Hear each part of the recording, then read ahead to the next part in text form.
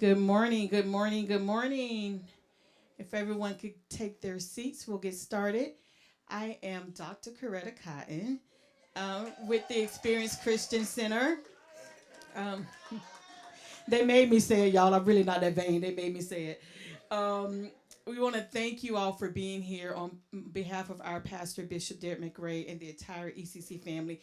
We thank you for being here today. Before I move forward, I do want to acknowledge, I just saw her, the presence of our beautiful First Lady, Lady Taja McRae. Thank you, Lady T, for being here. Um, I also want to acknowledge very briefly Associate Pastor Alicia Barnes in her absence for really spearheading this and bringing Hill Collaborative to us as we partner for this amazing two-part event. Also want to say thank you to Pastor Julius Miles and the Pine Hills Community Church for partnering with us. This is what kingdom work looks like, right? Where we're coming together for these efforts. And thank you to Mr. Folgers, who was our point person here. And I do want to just say thank you again to my bishop. I tell him all the time that I love that he understands that a lot of life happens outside the four walls of the church. And he always gives us a time and space to address issues that affect us on a daily basis. So again, we want to thank him in his absence. I want to acknowledge our sponsors for these events, Biogen, K2 Medical Research, and Heal Collaborative. Thank you so much. And I will be remiss, I said it last week and I'll say it again, if we did not stop and honor Justin Williams from Heal Collaborative, who met with all of us crazy folks on our committee to make sure we got this event off the ground. And a little birdie told me that yesterday was Justin's birthday. So we're not going nowhere. We're not doing that. We've already adopted Justin into our family. So Justin, thank you. And y'all just oblige me because he's been so gracious to us. We're going to tell him happy birthday. We're going to sing it real quick. I know we're on a time schedule. But Justin, you're part of the family now. Y'all shouldn't have gave me the mic. You don't want to put me on the program. All right. So happy birthday to you. Happy birthday to you. Happy birthday, dear Justin. Happy birthday to you. Awesome. Thank you, thank you, thank you. We are so excited about all of our presenters today. So I'm going to move out the way. I am so delighted to bring Dr. Tuskin up. He was masterful last week in guiding us through this information. And so I ask that you guys just be ready, take your notes. There's a lot of info today. And thank you again, Heal Collaborative, all of our partners. Dr. Tuskin, it's in your hands.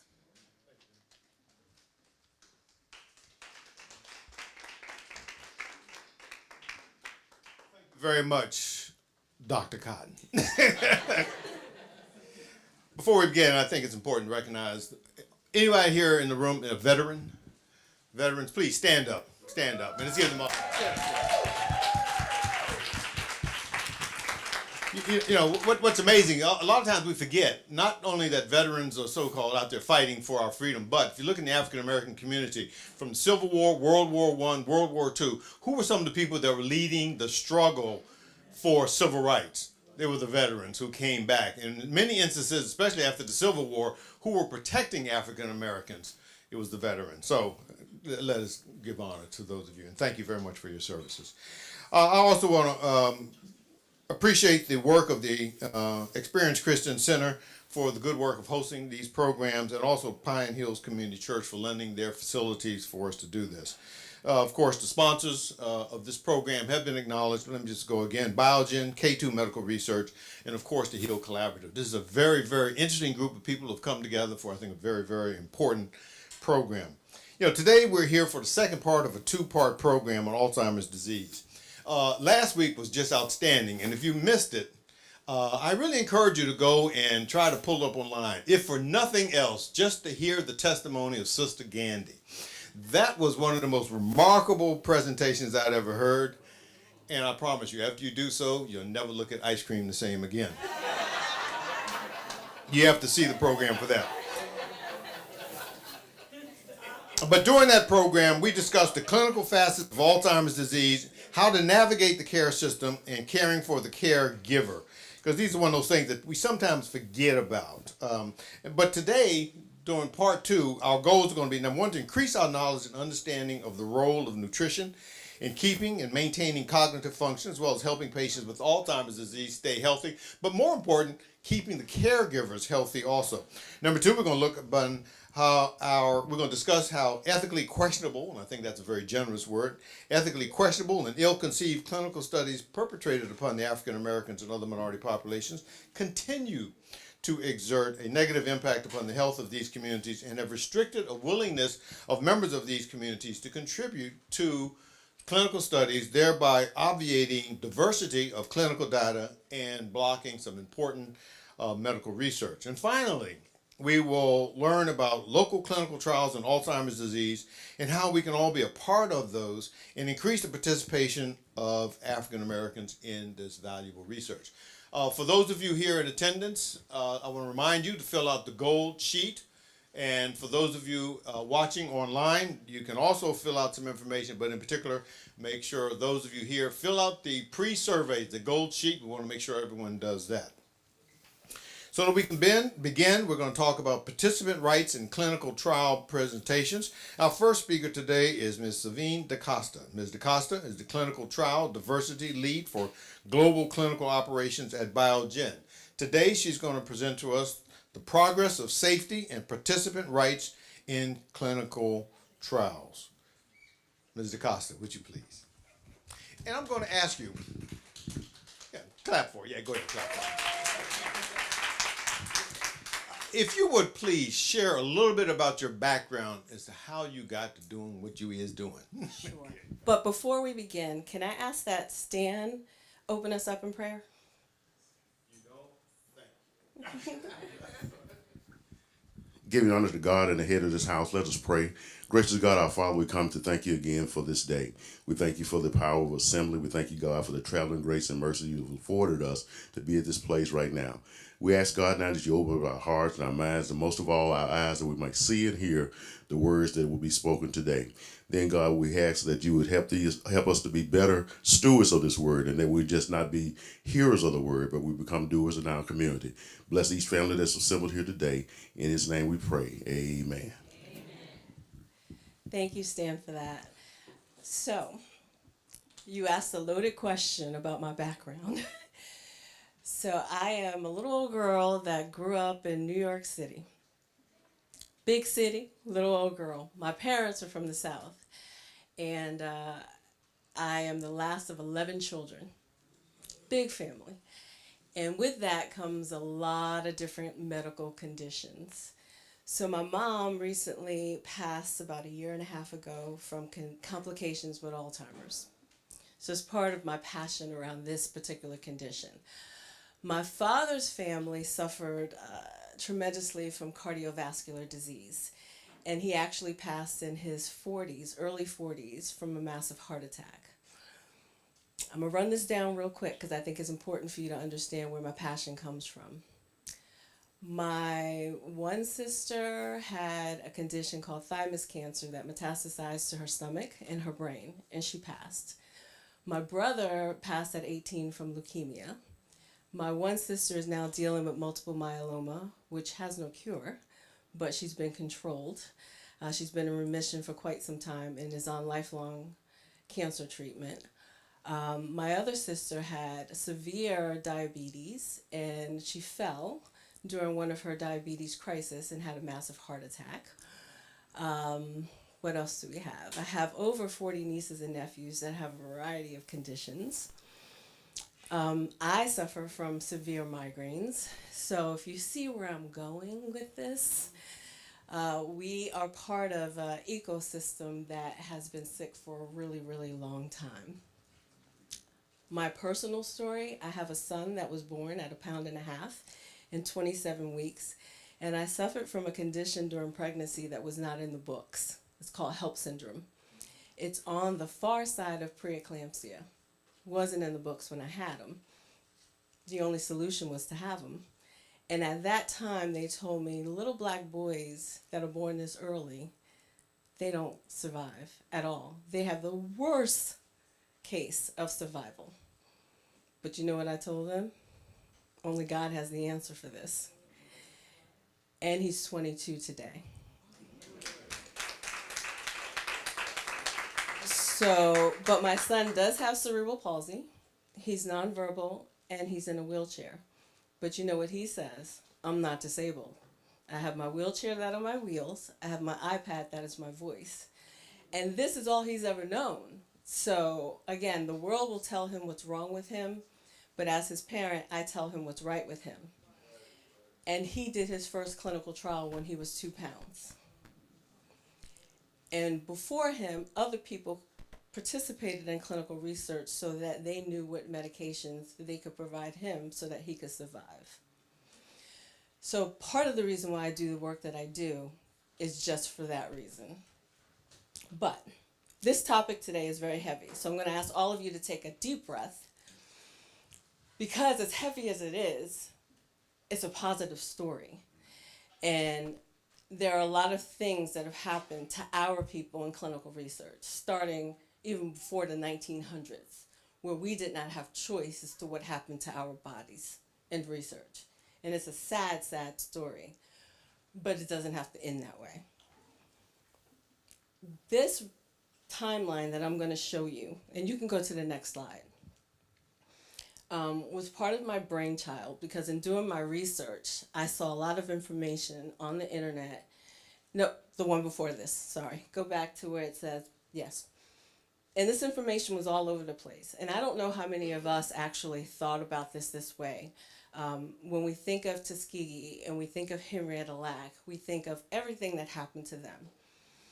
We think of, oh, wow, they used our people. Once again, we're in the news about what happened.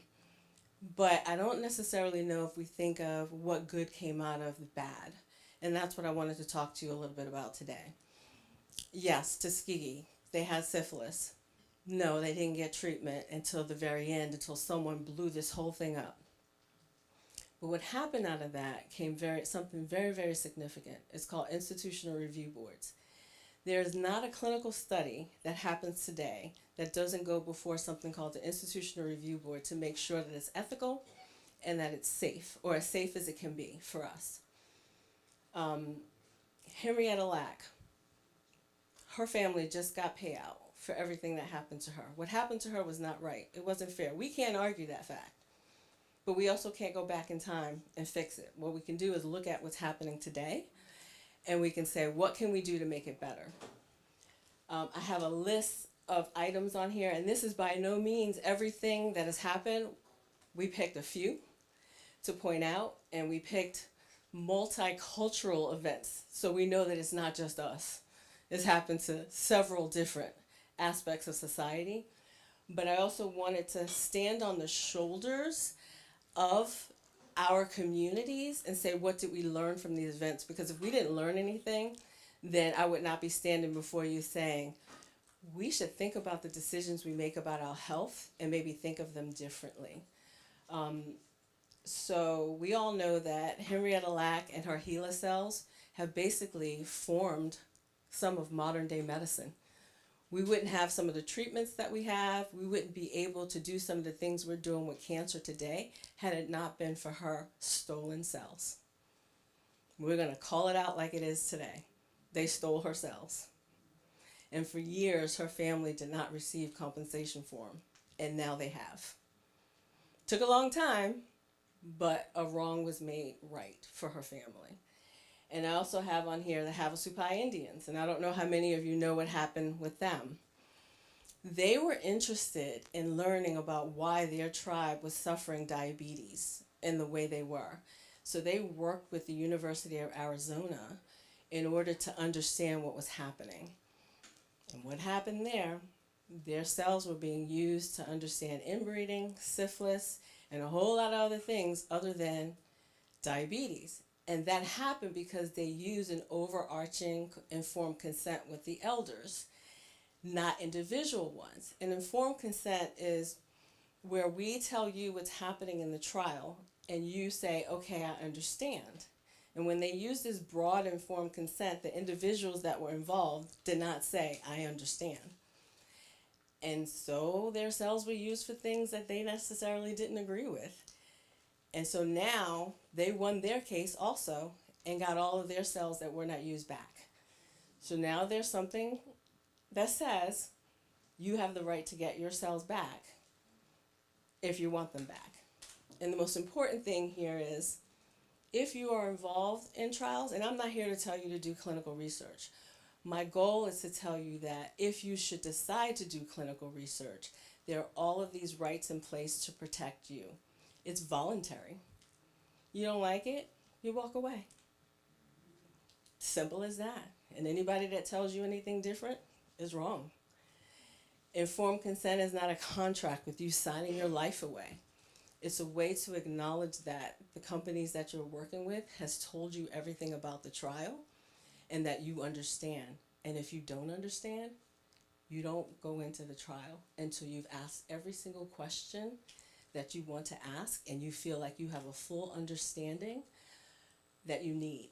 And I would recommend that you take someone with you so that they hear what is being said and that they understand. And if you don't understand at that point, walk away, come back, ask more questions. And I bring all of this to you because we are on the cutting edge of science and our communities aren't taking full advantage of it. A lot of the times we get involved in this because we're dying. And we don't think of this before we get to that point. And there are a lot of things that we can do to prevent a lot of the illnesses that we suffer from very early on before we get to that point where we're dying. And I feel very passionate about us having healthier communities to the best of our ability. Clinical research doesn't always have to be about taking a drug or having a test done to us or being injected with something. You can do a survey. That's research. I did 2 years with my Apple Watch, and I never stepped into an office. So your entry point can be very different depending on what you want to do and what you want to try. There are a variety of different ways to participate. It's scary. I get it. It really, really is. But I'm so passionate about this topic for our communities because we've been so fearful for so long that we just make it a null and void for who we are and what we think about and for our families. We say big pharma only wants to make money. We say the healthcare system is broken, but it's broken in our eyes to the point where we're the ones that are suffering from it. And until we decide to step into it and make changes, it's always going to be that way. And yes, I work for a biotech company, but we are actively participating in doing these events. And I'm somewhat of a unicorn, yes, because I come from a community just like yours, but I work for pharma, so I use my superpower to translate what our needs are back to the company and fight to be able to do these events so that I can then come back and do what I was raised to do, which is give back to our communities. And I don't want that to be for naught. I really don't. So I'm just trying to do the best I can to come back and educate and help out so that you guys can make the best health decisions for yourself. And if that's not a clinical trial, I'm cool with that. But what I want you to do is have all the education that you need to make the best decision and not just make it going, look what they did to Tuskegee. Look what happened to Henrietta Lack. But understand that even the families of the people in Tuskegee are saying, let's make better choices because of what happened to my family, not in spite of what happened to my family. And the other thing I wanted to say is, when you go to a drugstore and you take an over-the-counter safer way, in clinical research, you're being constantly monitored. Once that drug hits the marketplace, there's nobody monitoring you. There's nobody checking your vitals. There's nobody seeing if you're okay. Because now it's on the marketplace. And it is what it is. You know? So just think about those things. And you have a copy of this timeline. When you open it up, if you click on any of these tabs, if you click on Tuskegee, it'll go to a blurb about Tuskegee, and then it'll take you to the History Channel. So I'm not asking you to believe anything that I say. Go to the History Channel and read the facts from a different source. Always check your sources. Don't ever believe one source. Check your sources. Do your research. Understand what's out there on the market. Read up. We have in here what IRBs are, what the Belmont report is. I've tried to do the best I can to give you different perspectives on what's going on, how you are safer. There's still the ability for things to go awry, but the progress has made things better. When we look at even up to COVID, we still weren't as included as we should have been until there were some things to intervene to make that even better. So there's still room for progress to happen. We're working on it. There's ethics training that's going on now because of some other things that have happened. So there are mandates in place to protect your safety. And if you feel like something is not right, speak up, because that can be fixed and addressed also. But I'd like to open it up to questions. Well, thank you very much, Mr. Costa. That was interesting. Very, very interesting. I'm going to admonish you of one thing. I think we have to remember. It's not the Tuskegee study. It's the state's public health study.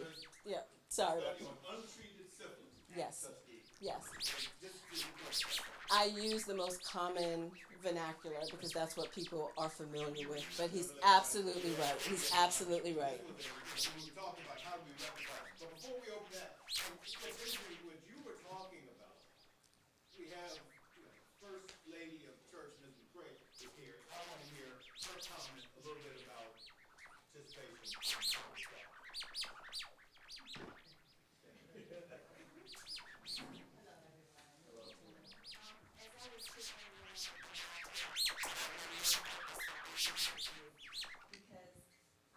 a history of dementia and Alzheimer's, and my family that's in Virginia, my grandfather, who you all at the church have met, he died 92 years old with Alzheimer's, and my grandmother, who is his wife, she's about to turn 90, and she has it as well, where my uncle and aunt, who are their siblings, my father's who are their kids, my father's siblings, they are in a clinical trial right now, a 4-year program for medications for Alzheimer's.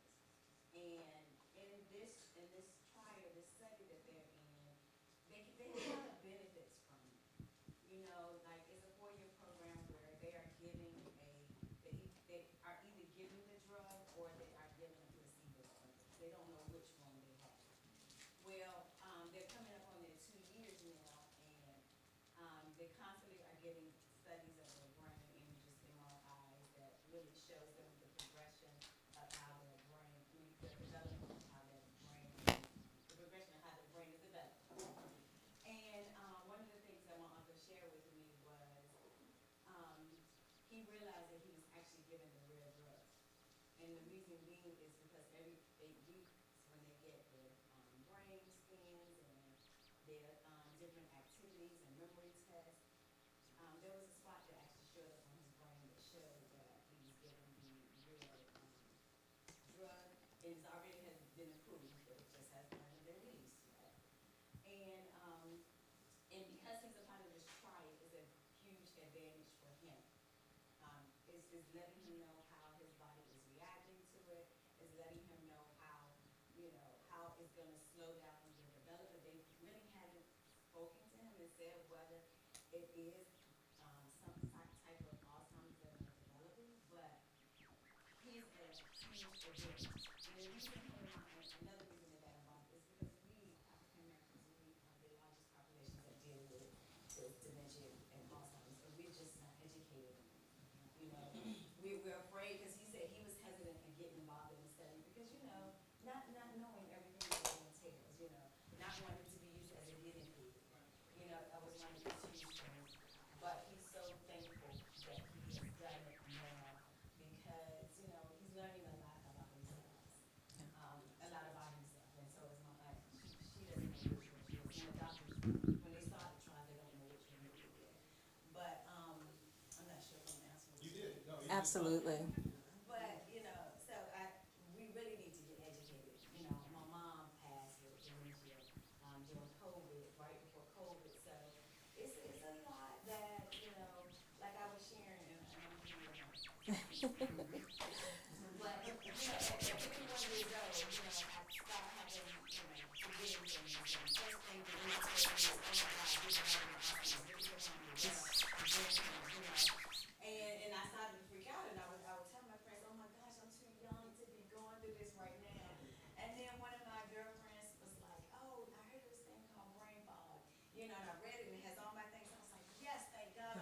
I want to learn more about it. I'm not claiming it, but if Yeah. God Yeah. sees it fit for it to be in my life, I want to know how I can treat it, what support I can give my family, what I need from them, and so forth. So If I may add something to that, the other thing that's important here is there are so many of us that don't participate that we don't have the numbers in clinical research to tell you how many of us, what is the success rate of the drugs in the African American Black population? Very true to the point that you said. I've often had the question, what can you tell us about our population with these drugs? And my answer is often, I don't know. And people say, what do you mean you don't know? This is your business. And I said, I don't have the numbers. And I don't have the numbers because we don't participate in large enough numbers to give you an appropriate answer. And do I feel bad about that? Absolutely. But I also want to be very clear that it's voluntary. You know, when you have a community that is full of fear about these events, we have to do this kind of work to pull back some of that fear and to show you the reasons why you should participate. And exactly what she said. Some of these scans that are happening, you can't just go to your doctor's office and say, I want that scan, I want that test, I want to understand that. And some of the reasons for Alzheimer's are still unknown, for dementia are still unknown. So we need to do these studies and we need to do these scans and we need to do all of this research to even be able to understand what's the nutritional factor. Is it genetic? What is that genetic? Does the African American population have a different gene that's happening? Like my grandmother had dementia. I didn't know until my mom had it. And so there's 6 girls. Do we all have it? Are we all going to go through this? Is it just aging? Because we know we have some of that as we age, but where's that line? And we don't know because we have to study it. And does that line go different in the African American population because we know we have different social drivers of health and different stressors on our community. Does that accelerate it, decelerate? We don't know. And if we don't participate, we're never going to know. We're still just going to be out there guessing. One of the questions that oftentimes comes up, particularly if you're looking at oncological trials, but also in this realm too, am I going to get a drug or am I going to get a placebo or nothing? Is there a control versus that? Is that a reasonable question to ask? And if someone says no, and how do you, as a person who wants to enter into a trial, address that? It's always a reasonable question to ask. And in clinical research, there are some studies that are driven by placebo, which is the control group. And I can also let some of our other folks that are here that actually work on the studies address that later on. But what I like to say is you have a 50% chance, whereas before you had no chance at all in the study. And that's kind of how I look at it. But the reason for the placebo is because we need to see what's called the efficacy and if the drug is working at all. And depending on what type of study you are, some of the oncology trials don't do placebos because of the nature of the disease. It would be completely unethical to put people on a placebo. So depending on what it is that the study or what we call the protocol is asking for, what are they looking for in the study? What are they trying to find out? They may not be able to even put you on a placebo. So, yeah. If there are any questions here here at Pine Hills Community Church, please raise your hand. If you have a question, you're online. Please just send it in, and we'll try to get to that get that question answered for you. I'm sorry, please come over. Let me earn my money. If you stand up there. I was trying to see when do you really become concerned between forgetfulness and when you start thinking about maybe something is wrong? I would say as soon as you think something is wrong, I would talk to your doctor. I would talk to your family doctor. There are memory tests that they can perform. I'll share another personal story. I suffer from chronic migraines. I was having a lot of episodes of forgetfulness, so I talked to my neurologist. And what we started to do is break things down for me in little segments. Turns out I was having a concentration issue more than a forgetfulness issue. And I tend to overload myself with a lot of work, a lot, and having a special needs child. and then having a mom that was ill and doing a lot, I was jumping from one thing to the next, one thing to, over and over and over again.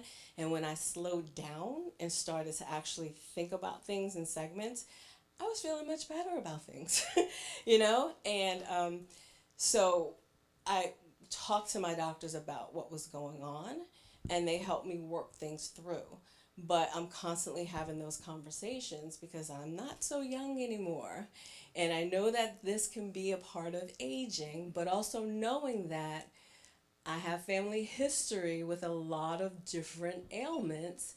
I have made myself aware. Another thing is, I would say, start to understand your family history if you can. I know that's not always possible because I know in my family, there was this thing, take it to your grave. There is this thing called genetic testing, and we tend to shy away from that also. It's like, we're not doing that.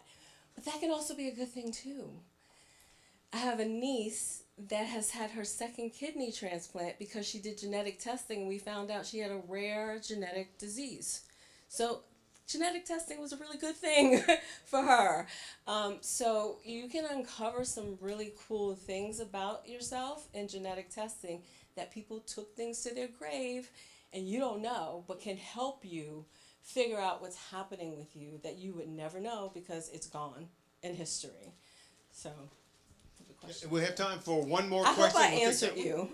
We have Okay. So, what is the eligibility criteria to participate in an Alzheimer's study? Excellent question.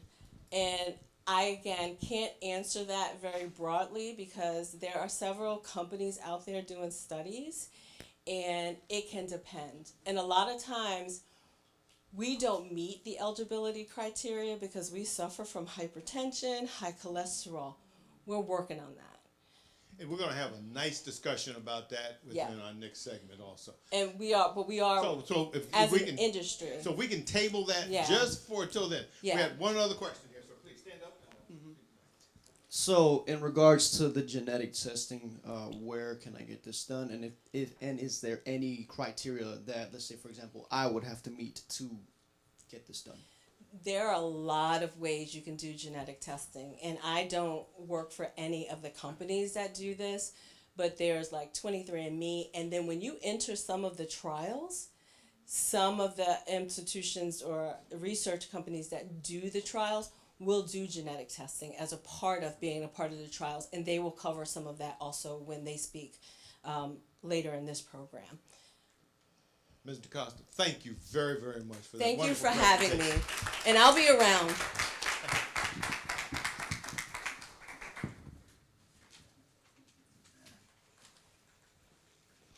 Thank you again. We're going to shift gears a little bit, and we're going to talk a little bit about nutrition and brain health. As our next speaker, and Ms. Gonzalez, I apologize ahead of time. Our next speaker is Ms. Aixa. He told me how to say it, and I blew it. Ms. Aixa Gonzalez. Ms. Gonzalez is the volunteer coordinator and community outreach coordinator for Hebney. Man, I tell you, Hebney Nutrition Consultants and the Fresh Stop Bus. Nothing like a Fresh Stop Bus. Wait to hear about that. She will tell us about Hebney Nutrition and nutrition for brain health. Ms. Gonzalez.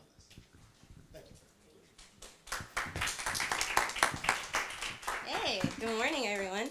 I'm going to be very honest when I say that I have stage fright. So pardon me if I take some really deep breaths up here. And I encourage you guys to laugh with me, not at me, okay? I don't know when you guys can get the presentation pulled up, but while we get that situated, for those of you who don't know, is this better? Is this better? Okay, good.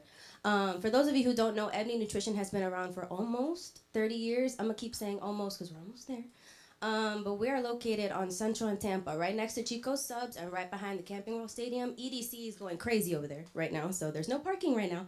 But I encourage you to stop by. I'm always there from 9 a.m. to 3 p.m. I can give you a tour. We're a really great facility. A show of hands, how many people in this room have seen a registered dietitian? 1, 2, 3. Okay.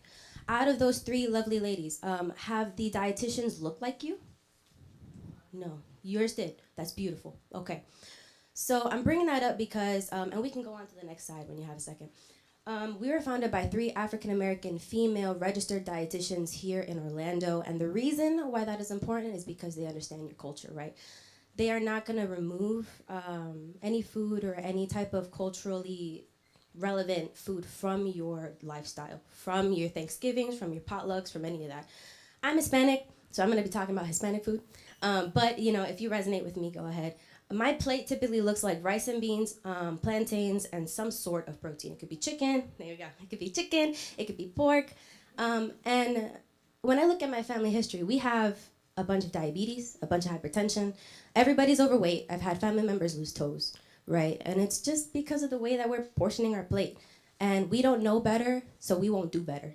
But Ebony is all about showing you and meeting you where we're at. So our mission is just to help educate people who are culturally more disposed to these type of dietary illnesses and making it sustainable lifestyle changes and meeting you really where you're at, right? So we can go on to the next slide. One of the ways we do that is our Fresh Stop bus. I don't know if any of you guys recognize it. It is driving all over Central Florida, but it is a retired transit bus, and we renovated the inside so that it looks like a farmer's market. So I'm gonna point to it. I don't know if I can stand on here, but this is what it looks like on the inside. We got shelves, we have veggies on one side, we got fruit on the other side. There's some fridges in there to keep your produce nice and cold. But the best part is that it's affordable and it's on wheels, so it's coming to you, which is removing the fact that some people might not have reliable transportation. You don't have to worry about that with the Fresh Stop bus. We'll come to you. And if you do happen to have a granddaughter, a cousin, or a daughter to take you to our office, we do have a farmer's market at our office once a month for the most part. Usually the first Friday of the month, but you have that in your baggies that you got. There's a bunch of like a stack of papers in there from us, a bunch of things that we got going on. So you got 2 dates for the next 2 months of this year to come see us to get your produce. The other thing that we have on with the Fresh Stop program is the $5 fill-up bag. So you get a bag that is about 8 pounds, just for $5 of a variety of vegetables. A lot of people, I'm gonna tell you, we went to Walmart out of curiosity. We got the same things that we normally get in our 8-pound bag. It ended up being $12.59. So you're gonna get it for $5, just 5. And if you get EBT, if you have a mobile wallet, if you have cash, or if you just have a credit card, we take all of that. So it's easily accessible, affordable, and it's quality produce. You're not gonna get some squishy random tomato. It's gonna be a nice, firm tomato. All right, we also have recipe cards, and we give tips about vegetables, so not everybody knows what to do with kale. I hate kale. Anybody else hate kale? Okay, when I say hate kale. But the people that I work with, the registered dietitians, the Ronice, Fabiola, and Salinas, they have shown me how I can eat kale. Kale chips, you can make a kale salad, you gotta massage it for forever, but it'll taste good. And with that tip, I'm now able to include kale, which is gonna be important further down this presentation, but we can go on to the next slide. How many people have heard of Project Oasis? Beautiful, okay. So I do have Russell here. Russell was part of our Project Oasis class, and he can tell you it's really informative. It's 8 weeks, and we teach you guys a lot of things. So one of the things that we talk about for sure is how to get back into the kitchen. We have a graph in our office about basically the height of me, where it's the zip code of 32805, all the grocery stores, all the religious churches, all the fast food restaurants, grab-and-go places, things like that. When you look at the list of grocery stores and the time that we made it, there was only 3. Only 3. Everything else was grocery stores, fast food. What does that tell us? The people in 32805 got accustomed to just buying their food. They weren't in the kitchen as long. And what does that lead to? A lot of high trans fat, a lot of processed foods. Everybody's overweight. Everybody got diabetes. Everybody has hypertension. They don't know why. So we're bringing it back to the kitchen. We're going to show you guys how to do that with a registered dietitian, which is even better. Registered dietitians are the ones that get, for just some differentiating, a registered dietitian gets a master's. A nutritionist is like a license, like a 1-2 month course, something along those lines. I don't know the specifics, but it's not, you don't see them in a doctor's field. A registered dietitian will be in a hospital, and they'll be talking to you. Now, we have 3 in the community for free. And so they're going to be hosting these classes. We have 2 for anybody and everybody. We have 1 for men and 1 for Spanish speakers. And then we also do screening. So we do A1C hemoglobin, we do BMI, and we do blood pressure. We have accidentally found diabetics in the community that have never been tested before. With A1Cs from a scale of like 1 to 14, they're at 14. And they didn't know. And it's not their fault. But once we teach them and once we find out, once they take the class, they get their A1C under control and they go to their primary and they talk about it, which is why we have that class in the first place. Awesome. Next slide, please. So this is my bread and butter. This is my baby. That's my program. This is Healthy Souls. It is a senior exercise program at Lake Lorna Dune Park. Ladies, most of them are ladies. There is 2 men. It's Kurt and it's James. They walk around the park with these wonderful ladies, and the whole point is just for everybody to be a little bit more active, right? So we walk on Tuesdays and Thursdays at 8 a.m. at Lake Lorna Dune Park before it gets really hot. And then what we do is we have them walk for about 30 minutes, and then only on Thursdays they come back to our office and we have activities. So it could be, let's see, we had a physical therapist, we had dedicated senior medical come in, we've had K2 come in talk, we've had food demonstrations. We showed people what protein is, what carbs are, how to include more protein in their diet. We've had yoga. We've had Tai Chi, which honestly, Tai Chi it wasn't a fan favorite, but they really like the chair yoga. So if you're interested, you need to be more active and you want to socialize, by all means, please come by. It's free. Next slide, please. So why is nutrition important, right? There's a lot of reasons why nutrition is important. It's a preventative factor. So one of the things that EBNI can do is help you navigate that. But one thing we have to be aware of is that the American diet is not the best when it comes to combating Alzheimer and dementia. A lot of processed foods, especially in deli meat, there's a lot of fast food. We're doing the grab and go stuff. It's not helping our brain. We can go on to the next slide. Next slide, please. Thank you. There are things that we can change, like our lifestyle and what we're eating, and making sure our existing medical conditions are being controlled. Some things we unfortunately cannot change is our genetics, our age, and our gender. Women are 2 times more likely to get Alzheimer's and dementia, unfortunately. We are not in a level playing field. But with the factors that we can change, EBNI can definitely help you do that. So let's go on to the next slide. Here are some basics. So the first thing that we have to remember when it comes to the brain is we need to increase the blood flow and decrease inflammation. We also need to make sure that brain cells are not oxidizing. So you ever eat an apple and it turns brown? That's oxidation. That happens in your body naturally. We want to minimize how often that happens in your body. And the third thing is we have to make sure the brain is sending signals efficiently and effectively, right? There's a lot of ways that we can do that. I'm not putting science lingo in it because it gets too confusing. But overall, with eating a more whole nutrition diet, you're going to be able to do this on accident. Next slide. So fruits and veggies have a lot of the things that help you make sure that there's blood flow going and that there's no oxidation.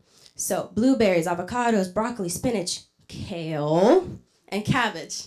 And then nuts and sweets. That's what helps you make sure that your brain is sending those signals efficiently. Now, I didn't put the sweet on there because people are going to take it and go bonkers with it. It's dark chocolate in moderation. In moderation, okay? Just a little bit, like a little tiny bar once a day maybe twice a week. Okay, but you can do that. Eat the seeds. It's going to help make sure your brain is sending signals effectively. Whole grains, that is energy for your brain. Your brain runs off of carbs, aka simple sugars. Whole grains not only gives you the carbs, but it also helps your gut run healthier. So we want to make sure we're eating whole grains. Lastly, protein, fatty fish. Fatty fish is like salmon, canned salmon. You can get it in a can, but if you have high cholesterol, don't get it in the oil, get it in the water. And just in regular aspect, just get canned stuff in water. And if you can, rinse out your vegetables. If it has sodium and you didn't find the low sodium, just rinse it out. It's fine. It's fine every once in a while. But all of these things are good things that you can include in your diet on accident to help your brain. Next slide. We want to avoid basically anything that is not good for you, that you know is not good for you, like donuts, French fries, cakes, refined carbs. Refined carbs are like the white bread. cake, cupcakes, icing. That's not good. But you can't, I know Christmas comes up, birthday cakes come up, like it happens. Just don't go crazy with it. Have a little bit. It's okay. You don't have to remove it completely. But let's make it sustainable. Don't eat too much fried food. Too much. Every once in a while, deep fried empanada, sure, go crazy. But if you have an air fryer at home, use the air fryer. That'd be great. All right, next slide. Here are some lifestyle changes that you could do. You want to make sure you keep a healthy weight, that you're exercising. Try your best to eat 4 to 5 servings of fruit. This is really easy if you keep your vegetables and your fruit already chopped up. That way in the morning, let's say I'm going to make an omelet. Let me just put some peppers and onion in it. And then you go. You got 1 serving of fruit. Vegetables. You could put fruit on your yogurt, too. Make sure you're eating Greek yogurt. It has probiotics. Get it flavored. Get it flavored. Don't get the plain one. It tastes gross. Yep. Get the flavored yogurt for breakfast. You can get the plain yogurt for like sauces, but just a FYI, I made that mistake. It was not fun. Make sure you're spending time with your family and friends and keeping your mind active. The less that you do activities with your brain, the harder it's going to be to make sure that your brain is sending those signals efficiently. So having conversations, meeting up with your friends, going to bingo, doing the crossword puzzles. It's a great way to keep your brain sending those signals and keeping it active. Also, if you're drinking too much and smoking too much, I'm so sorry. You have to stop. I know it's fun, but you can't be doing that. All right? And then lastly, the most important thing, if you have depression and you are not sleeping enough, that's not good for your brain. That oxidation stress, it goes up. That apple turning brown, it turns even more brown. You don't want that. Make sure you're getting help for any mental illnesses, anything you got going on. Get help for it and make sure you're sleeping. All right? Next slide. If you have any questions, you can call me. But also, in your papers, you have my number. So you don't have to worry about taking pictures. Just call me when you have a second. We'll help you, okay? Any questions? Gonzalez, thank you very much. Thank you.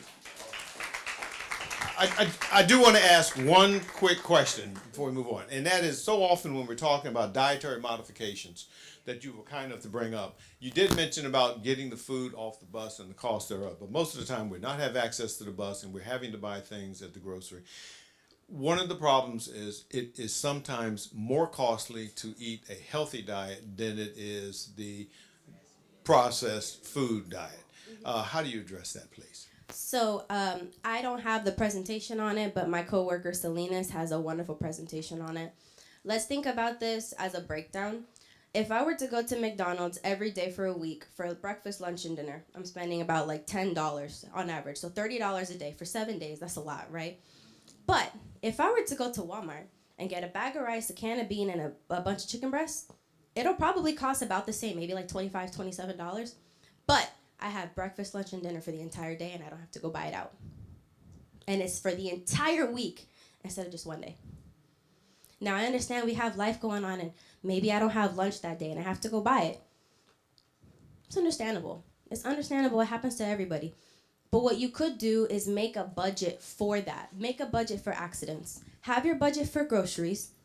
And then, maybe one day I might not have food at work, or maybe I might get lazy and I want to go get McDonald's. I have $20 reserved for the week to go do that. But overall, if you break down your meals and you go to the grocery store with a plan, you shouldn't be spending more than what you spend at McDonald's or Wendy's, even with the coupons. Because the coupons, they do add up, but it's costing you more in health than it is costing you from your wallet. And your health is more important. Thank you very much.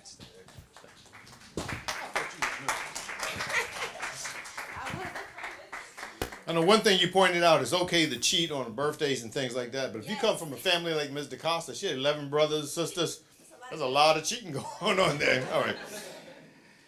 Let's shift gears just a bit. We're going to get into local opportunities for participation in clinical trials.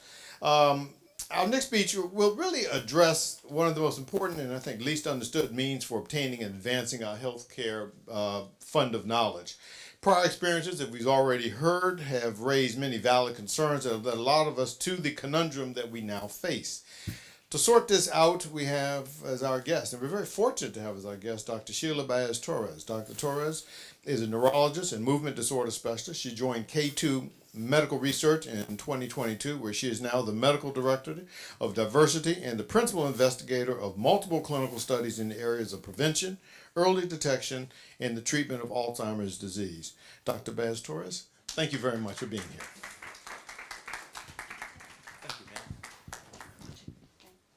Good morning, and thank you for the invitation. I hope you can all hear me. I got lucky here because I'm the last one speaking, and everybody touched a little bit of what I'm going to talk now. And also, I get to give the good news, the hope, what we do have going on to change everything that they have clearly described or that has happened in the past. All right, so let's go ahead. And from the previous day, the previous event, you probably heard about dementia and the difference between dementia and Alzheimer's. And just to review it, so dementia is a generic term, just like sometimes we talk about headaches or else, right? So there are migraine headaches, sinus headache, you name it, so many types. Dementia is a generic term talking about the loss of multiple areas of the brain function. It could be, yes, forgetfulness, short term. It could be confusion. It could be changes in our personality, changes in our language, understanding, but also communicating it. It could be difficulties, finding the words or getting lost or our ability to filter impulses, becoming more quiet or snappy, aggressive, hallucinations. So there are a lot of symptoms for dementia. Now, please, next slide. What are the common risk factors? Well, normal aging, and many of these risk factors were already discussed. Normal aging, 65 and above, but then we have to add vascular risk factors, uncontrolled diabetes, high blood pressure, cholesterol, sedentary life, both mental and physical. Family history absolutely is a factor. So all these different factors layer up, right? And we talk about genetics makeup, and there's one gene that we can discuss a little bit further. It's called APOE. APOE, we all have it. We all have two copies, maternal, paternal. There's one version of that gene that increases the risk for Alzheimer's. Okay, so that's the one that there's a lot of interest about understanding it and how all these multiple risk factors affect the patients at risk for Alzheimer's disease or the ones that have been already affected. So we'll talk about that a little bit later. So again, Alzheimer's disease is the most common type of dementia. It's 75% of all cases, basically. And by year 2020, 6 million in America alone were diagnosed already with Alzheimer's disease. It is expected to go up to more than the double by year 2050. It's a progressive disease. Basically, the changes that I'm about to explain start affecting the brain cells, the neurons, and the cell starts dying. We start losing the connections between the cells, and that's going to cause atrophy. Atrophy means the brain is going to get smaller, and that's when we start seeing the symptoms.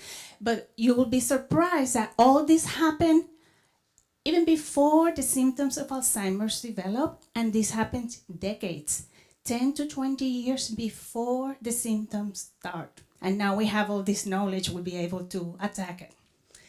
I put a little cartoon about a patient with dementia. The brain is smaller, and in the pathology, there's certain plaques that I'm going to explain in the next slide. And this is what we have been looking under and trying to understand better and targeting with the new medications. Go ahead. So what's new with Alzheimer's? We know, and from the previous cartoon, the pathology cartoon, we know there are two main abnormal proteins that are the building blocks of Alzheimer's. One is called amyloid beta, the other one is called p-tau. And these abnormal proteins start building up in the brain up to 2 decades before the symptoms develop. That is crazy, 2 decades, right? That's us raising our families. That's us working. Who knows? Us here right now, right? And so we're so happy that we have the knowledge now about it and that we can test for this. These abnormal proteins build up in the brain, but they spill into the blood, and we have the test available.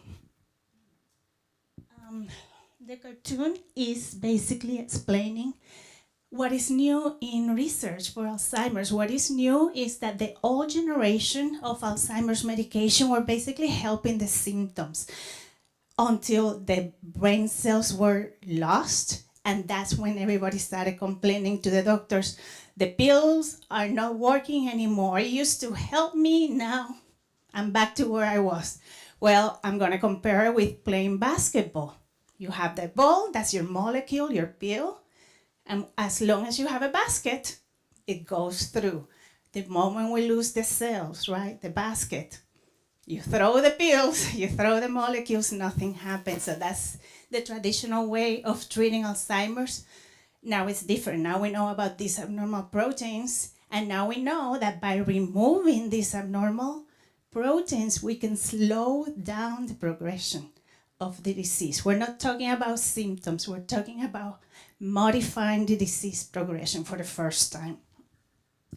So an example is this type of medication. These are monoclonal antibodies, and it's a fancy word, but it became very popular during COVID. If you all remember, when COVID started, there were places where patients used to go and get an infusion. So now we have infusions with monoclonal antibodies that are specific for these abnormal proteins. So in the little cartoon, you see the patient getting their infusion, and the molecules are going to be presented as a little Y.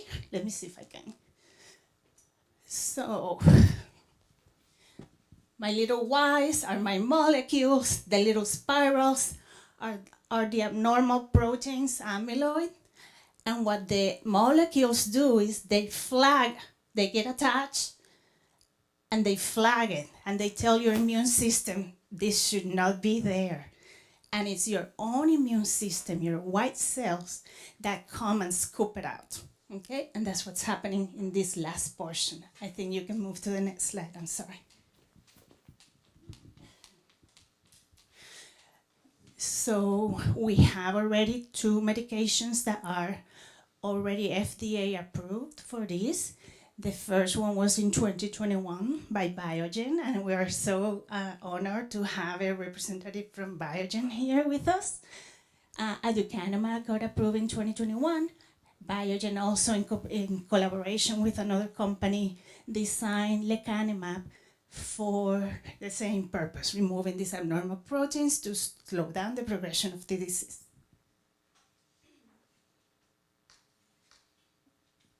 Now, both medications are targeting the patients that already have early stages of the disease, and we're trying to get more proactive. What if we start treating or identifying people at risk? Can we do that? And the answer is going to be yes. We know about these abnormal proteins. We know we have the blood test available to identify who is at risk because they're building the p-tau or the amyloid. And we're also looking for early treatment. So the question is, if this treatment helps slowing down the progression of the disease, when patients are already affected, what if we start treatment before the symptoms start, right? So that's what we're doing. We're doing early detection, early treatment. And more important, screening everybody. The goal is that every year when you go to your regular doctor, the same way they check for your diabetes, the same way they check for your cholesterol, they can check you for these abnormal proteins, right? So if I'm gonna do an Alzheimer profile of risk factors that a person could have, yes, I want to check your amyloid level. Yes, I want to see if you have p-tau. I want to know your genetics. I want to check for that ApoE gene, right? I want to see all these little details that help me understand where are you in this process, and having a baseline memory test.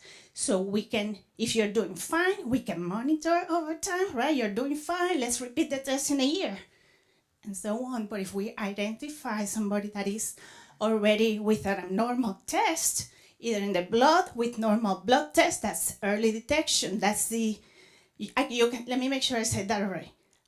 You may have normal memory test and have the protein in your blood, and that is early detection, and we're going to recommend early treatment, right? Because that's what we call the pre-symptom phase. Or we can find somebody that is already presenting symptoms, and therefore the blood is also abnormal. So now I'm changing a little bit the topic, and I'm gonna try answering some of the questions that many of you brought. Why are we talking about minorities?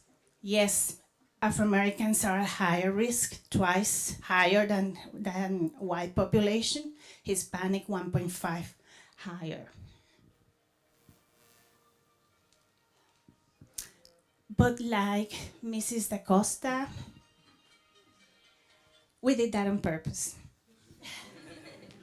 Just to bring attention and emotion to the topic. So, we're not participating in research. And in 2015 through 2019, all the clinical studies were analyzed, and it was clear that by race, 80% of the participants were white, only 16% were black or Afro-American. By ethnicity, 76% were non-Hispanics. So what that means is that we are not participating. So like Mrs. Da Costa said before, if we're not participating, how do we know that X drug works for all? How do we know who is at higher risk if the sample of the patients in study is not accurate, is not comprehensive? So, yes, we're all genetically different. We want to know who is at higher risk, how the medications work for each of us. We want a medication that works for everybody, right?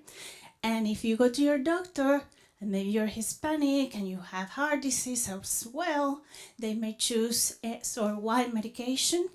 Or if you're Afro-American, they may choose a different one, because based on clinical data, clinical studies, they have known that some drugs work better than other drugs for certain people. That's the kind of information we need to learn about patients, different populations, and Alzheimer's disease. That's the importance of participating, but also the quality of care, the ability to participate in these trials that otherwise these medications are going to take years to be available. As Mrs. Da Costa explained, many barriers, fears, definitely we have to acknowledge the history, but also we have to acknowledge the fact that sometimes patients just don't want to know. Not knowing that for any medical condition, you want to know as early as possible, right? Whether it is you have kidney disease, are you going to wait until you need dialysis? Or you're going to go as soon as you can? If you have a chest pain, are you going to ignore it? Or you're going to wait to have a heart attack and need a bypass or something crazy like that? Or you're going to go early, you're going to go for screening and prevention. The same is with Alzheimer's disease. So our goal with all these lectures is to build trust, to explain what's available, what's new, how you can all benefit of these opportunities of screening and treatment. I am with K2 Medical Research, and I am honored to be part of this tremendous effort of changing Alzheimer's. It is my goal and my vision that As I'm talking about early detection, early treatment, disease modification, within a couple of years, we shouldn't see full-blown Alzheimer's. If we can detect early, if we can start treating early, it's gonna be like AIDS many years ago, right? In the 80s, in the 90s, you could see full-blown AIDS. You don't see AIDS now. You see patients that are HIV positive, well controlled in their medication, but they live a normal life. Magic Johnson, right? We have free evaluation, treatment, close medical supervision. We are all board certified. We are supervised by the individual sponsors that they have their medical monitors. And above them, we have the FDA, of course, that they supervise us and the different sponsors. So it's layers and layers of safety and supervision. So this is, again, part of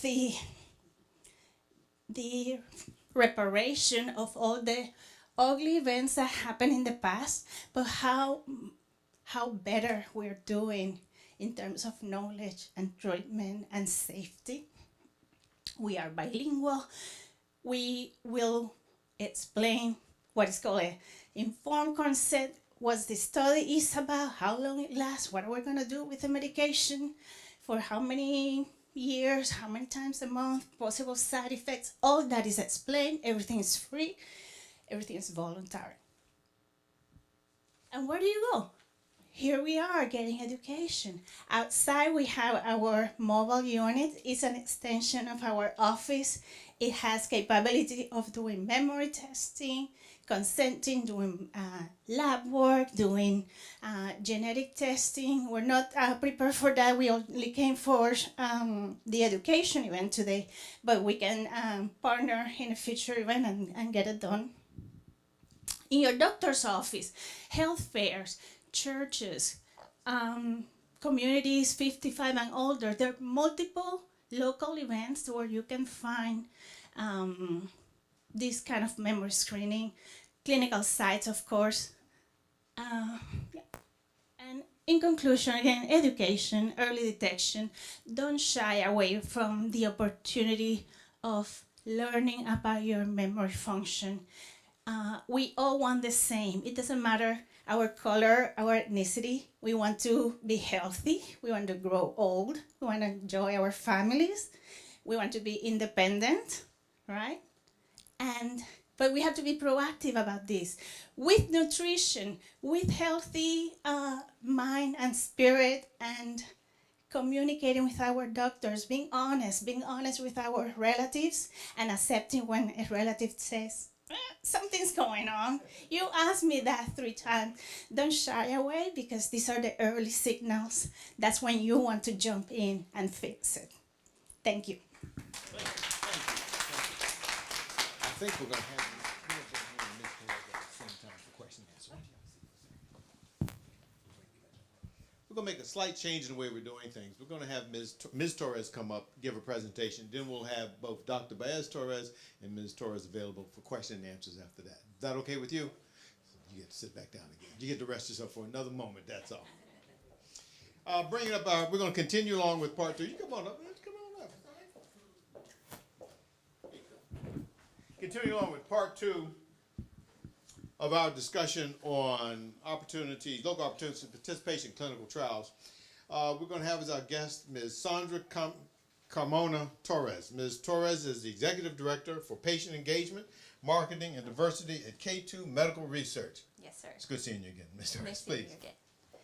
Well, first of all, I want to say thank you so much for having us here. I've enjoyed the 2 sessions, last week and this week. And I am super excited to be here now with Dr. Baez Torres, sharing with you all of the great things that we're doing in the community. And we want to offer you these services as well. As Dr. Baez Torres said, we are here and we have this dream, and we talk about it all the time. We're very passionate about the work that we do, but we have this dream of a world without Alzheimer's, and we want you to share that dream with us. Not only are we here to talk about clinical trials, but we want we want to talk to you and be in the same conversation, right? We want to know that we are here for you. We want to become your community partner. That when you have a neighbor that maybe is talking to you when you're, cleaning your yard outside, say, my husband's having some symptoms, that you think of K2 Medical Research as your partner in the community. That we're going to bring you resources. That we're going to be here for you. Like Dr. Ballestorres says, we have a mobile clinic, and our mobile clinic is our commitment to you. Because we understand that clinical trials can sometimes be time consuming, that they're not sometimes accessible, that our business hours sometimes are Monday to Friday, 8 to 5, and a lot of us work during those times, right? So if we wanted to participate, then we don't have a chance because those hours are not permitting, our participation. So what we do at K2 Medical Research is that we have an entire team that dedicates to outreach and diversity. Why is that? Because we want to understand what your needs are and what those barriers are from keeping you from participating. We want to make it easy. We want to make it accessible. We want to make it fun. We have the mobile unit where Dr. Ballestorres said we can do memory screenings. We can do biomarker testing where you can check. This is with people without symptoms. You can check whether you have the presence of these biomarkers in your blood. We do genetic testing. If you just want to come and talk to us, say hi. We are here. We're everywhere in the community. In addition to that, our community connectors bring brain health education because we believe the importance of laying the foundation of what brain health education is. We can ask you to participate in a clinical trial if you don't know the importance of brain health, right? We can ask you to participate in a clinical trial if we don't make it easy for you. If we don't open our doors to maybe after hours, Saturday, weekends, if we don't come to you and make it easy. So that's what we're here to do. We have 6 offices right now. In addition to our mobile clinic, we have an office in Maitland, Winter Park, Claremont, the Villages, Tampa. We have a full bilingual team. What else I can tell you? Who in here, this is a question that I had for you. Raise your hand, those of you who have received a memory screen within the last 2 years. Wow, okay. That's impactful and scary, right? Do you know that there is not a gold standard of care for brain health in primary care, starting in primary care? So our job is not only bringing this education to potential participants in clinical trials in the communities. We go out and meet with doctors on a daily basis because the change has to start from all of us, right? Just like you go into your doctor's office every year and you get a cholesterol check, sugar check, who's checking your brain health? Who's checking what's happening in the brain? How do we know when the changes happen if we don't have a baseline? So we are big advocates for that. Our goal here is not to tell you that you have to participate in clinical trials. My personal goal is to bring you options. That's all. I'm going to do my job and I'm going to go home and feel like I did the best job possible if you know what your options are. And that's all. And you know why? Because I grew up the same way, without the lack of this information, without the lack of resources. And when my grandma started having the symptoms, I didn't know about clinical trials. I didn't know I could get a PET scan at no cost to me. I didn't know she could receive potentially medication at no cost to us because we didn't have the resources. So this is why we are very passionate about the work that we do, because we want to change that. And all we want is to bring options to you, that you know what those are and that you make the best informative decision for your health and for your loved ones. So I encourage you, if you are interested in getting your memory screen, we do it for free. We don't charge. There is no commitment to it. We just want to make sure that you know where your brain health status is. If you are interested in participating in one of our biomarker testings, we also do that at no cost to you. And if you're interested in even having the brain health mobile come out and do an entire screening day for you so you don't have to go anywhere, we are also here for you. Okay? Thank you so much for having us. We're super excited to be here. Thank you. Why don't you have a seat? Dr. Torres. Everyone here has been talking about everyone's brain health, but I'm a colon and rectal surgeon, so I'm interested in your butt health. Why don't you stand up, get a little stretch, get some of that blood flow back. Get up and stretch for a moment. Go ahead, feel free. Get a little blood flow down there.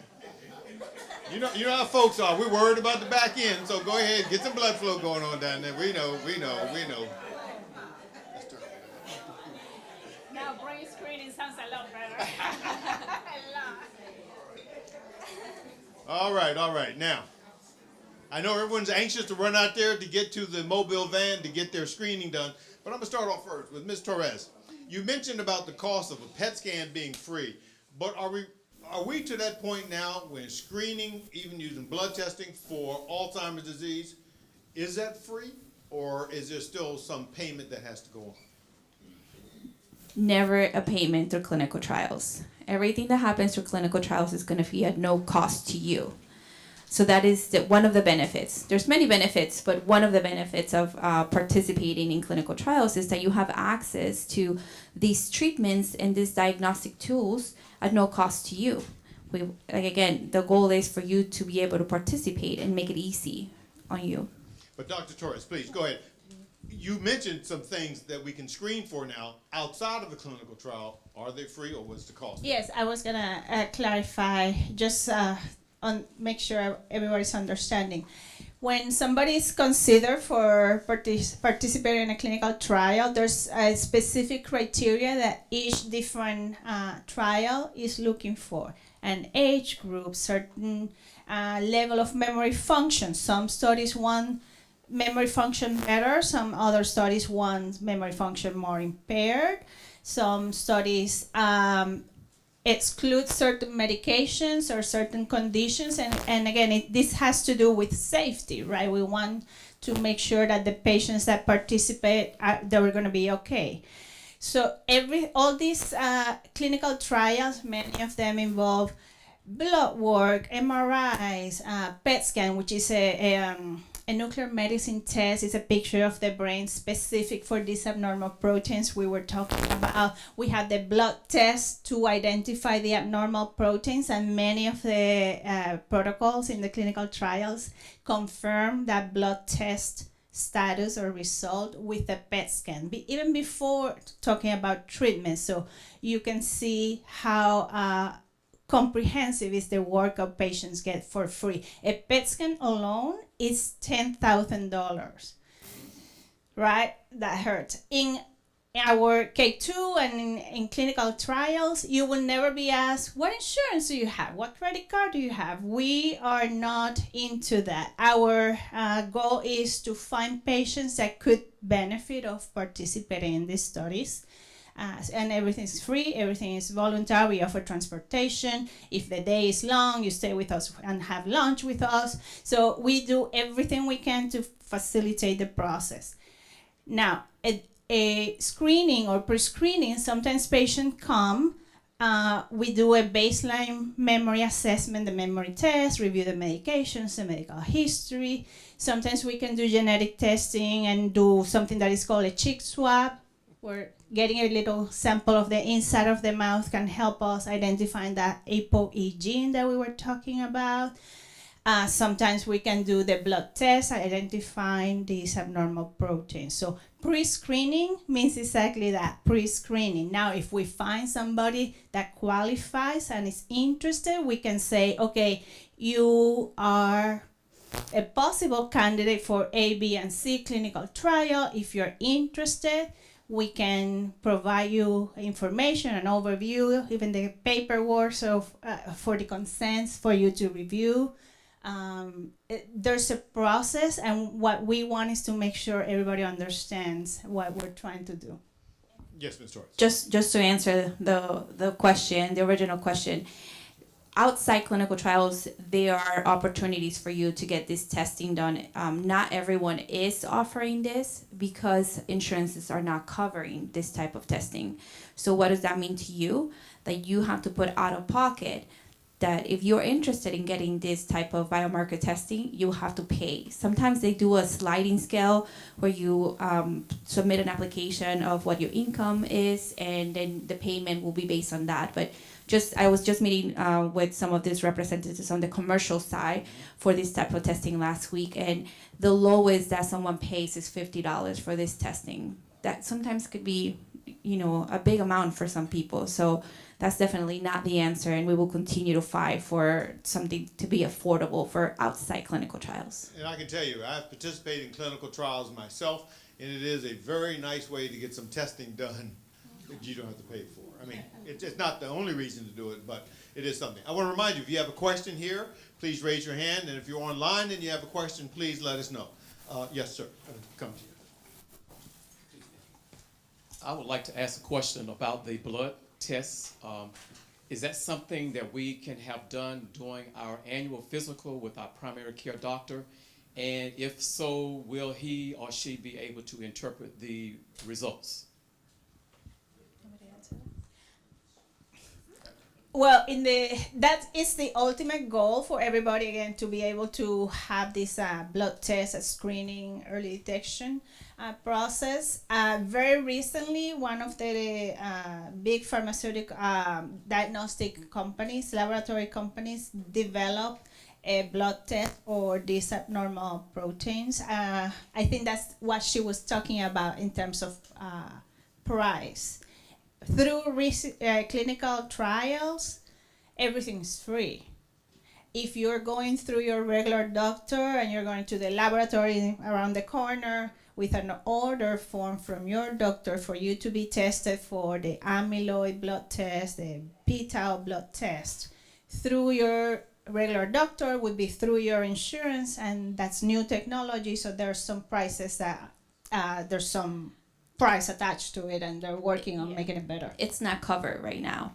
And it's not part of the gold standard of care for Alzheimer's detection right now and through primary care. So it's something that you could potentially ask your doctor for, which I advocate everyone that's interested in, but it's not something that they commonly do right now. Our goal, which I meet with the doctors probably on a weekly basis, primary care, neurologists in our local communities, and our goal is to be able to provide this as a gold standard of care. Memory testing, biomarker testing for early detection, but it's not in use right now. But you made an interesting point. It's hard for physicians to keep up with everything. Just because the physician doesn't know a particular thing doesn't mean you got a bad doc, please. That doesn't mean that. However, it's probably good for us to bring this to the physician. So it's an okay thing to say, hey, to our physicians, what do you know about this? Do they have to make the referral for the screening, or can we just walk in your front door? Both are accepted if the physicians are involved and realize that there's something going on. We have multiple doctors in the community that send us patients.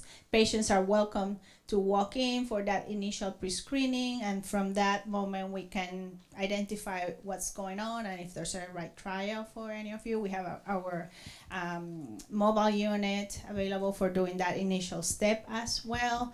And you're correct. Doctors, let's talk about primary care physicians. They have to go over your entire body, different system, different medications, what's going on, wellness screening. So there's a lot already planning your regular visit. And if at the end of the visit you tell a doctor, oh, and by the way, I'm forgetful, they may have the best intention, I'm sure they do, but the truth is they may not have the time at that particular moment, at that particular visit, to go over that new workup of getting the history.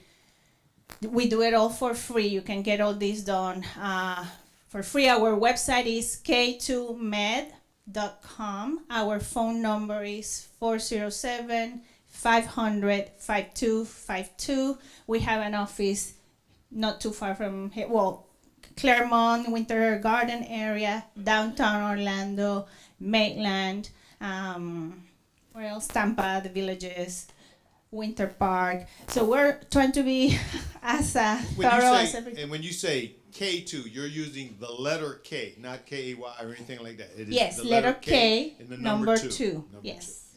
Ideally, we want to work in partnership with your primary care doctor. That's our goal, right? Because when we perform these tests and we get results, right? We want to make sure all of that goes back to your doctor. So our ideal partnerships that we have, or actually the type of partnerships that we have with local physicians in our area is that way, where we're communicating, we're meeting and we're discussing your cases, because we want to make sure that they are on the same page as we are, and that they're receiving the benefit of having their patients participate in clinical trials by getting back those results and being part of your care plan. Okay, we have a question back here. First question, I got a couple of questions. Are you all just located here in Florida, correct? Yes. Okay. For now. What are the age groups for the pre-screening? So we recommend anyone over the age of 50 to begin memory screenings. Okay. So sometimes we talk about, if someone has a family member, that a mom or a dad that had Alzheimer's, it could potentially start earlier than that. But our recommendation is 50 years and above. You need to come and do a memory screen. It could be at your primary care doctor, but Okay, and once you get that screening, could you take the results back to your primary care doctor? absolutely. Okay. That will be the goal. Okay, thank you. We have a comment from Mr. Costa. K2 is in Florida, but there are sites throughout the country. If you have relatives that are in other areas of the U.S. that you're thinking about, there are clinical sites that are throughout the U.S. and internationally that do memory screenings. So if that is a concern of yours, you can reach out to find out where someone may be in another state, if that's what you're asking about also. Thank you. Yes, we can come over that way for you. Ms. Gandy. Thank you. I have a question and or maybe a comment. I get a physical every year, and my doctor does my blood work. I think one of my questions is that we're not totally educated when we go to our doctors and say, hey, I need to screen. How do we educate the community and other people that do get an annual physical and say, hey, to their doctor, or have their doctor suggest, I need you to take this test? Because I'm forgetful doesn't mean that I have Alzheimer or dementia. It meant that, well, I forgot something today. But it's not a... I'm going to put you on blast, Mr. Bailey. So I'm just saying, that's my crew right there. I tell you, so what do I do when I know that I've gone to the doctor, he did a complete blood work, because you can see your potassium levels, you can see this and this and this and this. What do I do, or how do we educate our doctors as well? Because I never heard of it. And then she was saying 10 decades. I mean, well, yeah, I'm proud. I'm proud to be 68. That's right. Yes. So, so on my 40s, that meant that this is something that was like they're penetrating, they're starting, and the whole 9 yards. Yeah. So some of the things that, like we mentioned before, these tests are not readily available to everyone right now. That's the goal. And just recently, these diagnostic companies were approved for the first time to do the biomarker testing to check for these proteins in your blood. However, this is not something that is, again, covered by insurances, so some of the doctors shy away from offering it.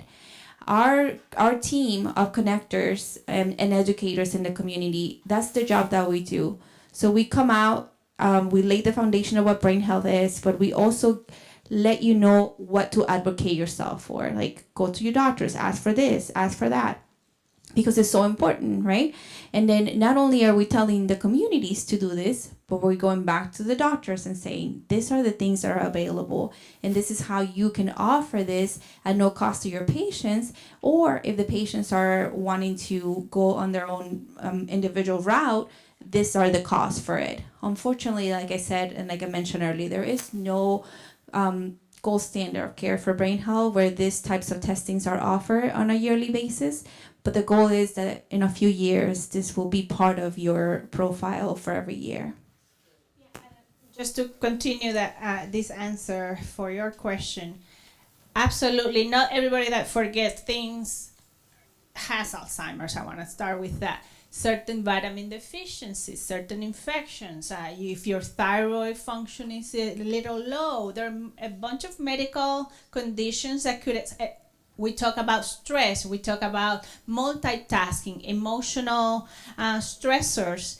Certain medications can slow down your thinking process. So there are many other factors that could be playing a role. Certainly, if any of you have noticed these changes and want to talk to your primary care doctor, they can do this ABC run, or they may want to refer it out to a neurologist to get this kind of memory workup done. Again, we're happy to evaluate patients in K2 medical research. And somebody that asked about out of Florida, a quick example of a search engine for clinical trials is a website called clinicaltrials.gov. If you go in there, you plug in any condition. It could be Alzheimer's, but it could also be diabetes or cancer, you name it, and you add the state, the city, you'll find all centers that are offering clinical studies for X or Y conditions. So absolutely that this is nationwide available. I know there's several other questions, but we're going to move on to the next panel. I apologize, but I know you're going to hang around because you can, and they're going to be around. So for those of you who do have some other questions, let's say them. Dr. Torres, Ms. Torres, thank you.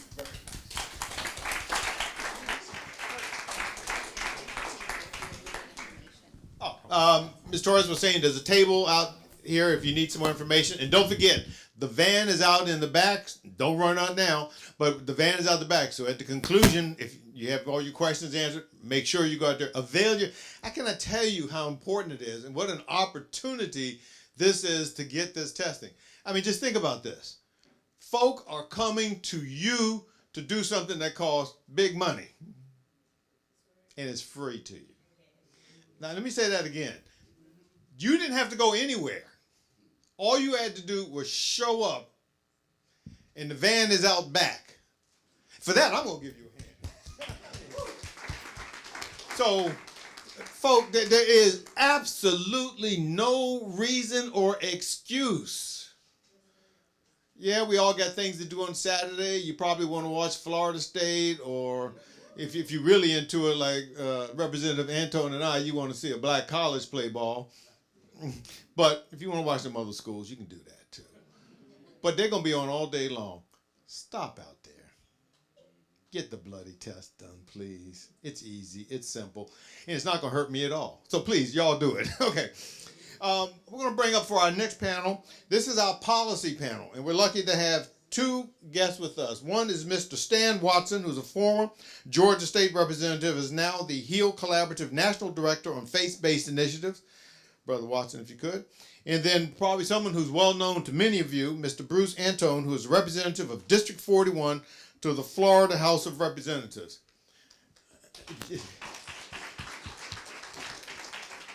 I'm going to let you guys introduce yourselves, and I'm going to moderate if you start beating on one another. Now, I want you to know, Mr. Antone, I've got some lifts on my shoes, so I'm going to try to be like that governor of y'all's, man. I want to be a little taller.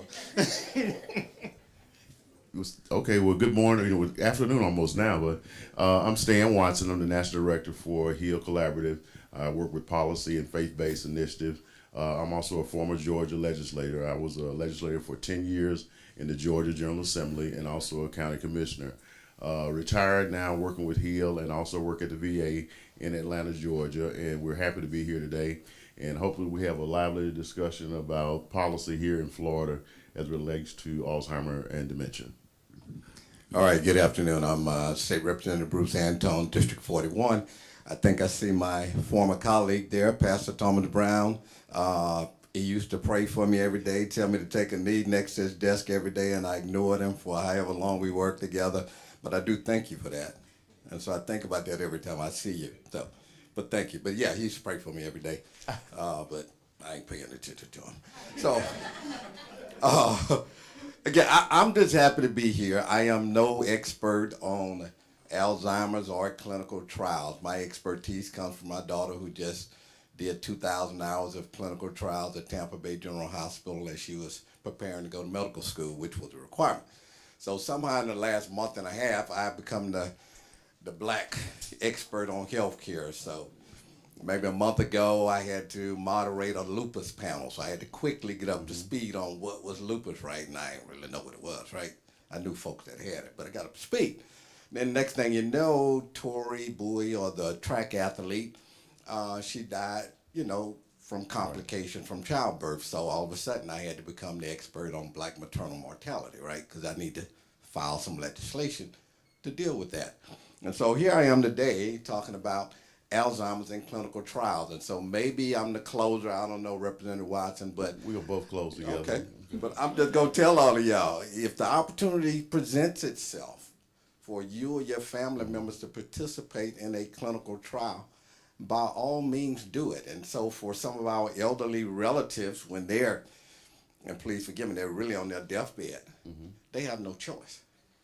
They can either die a slow death or they can take a chance with a clinical trial and a drug that may help them or may prolong their life. So, and I would just say this and I'm going to stop.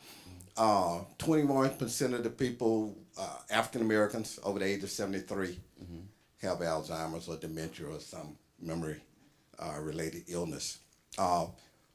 People that look like me don't participate in clinical trials. And so I don't know what that's all about.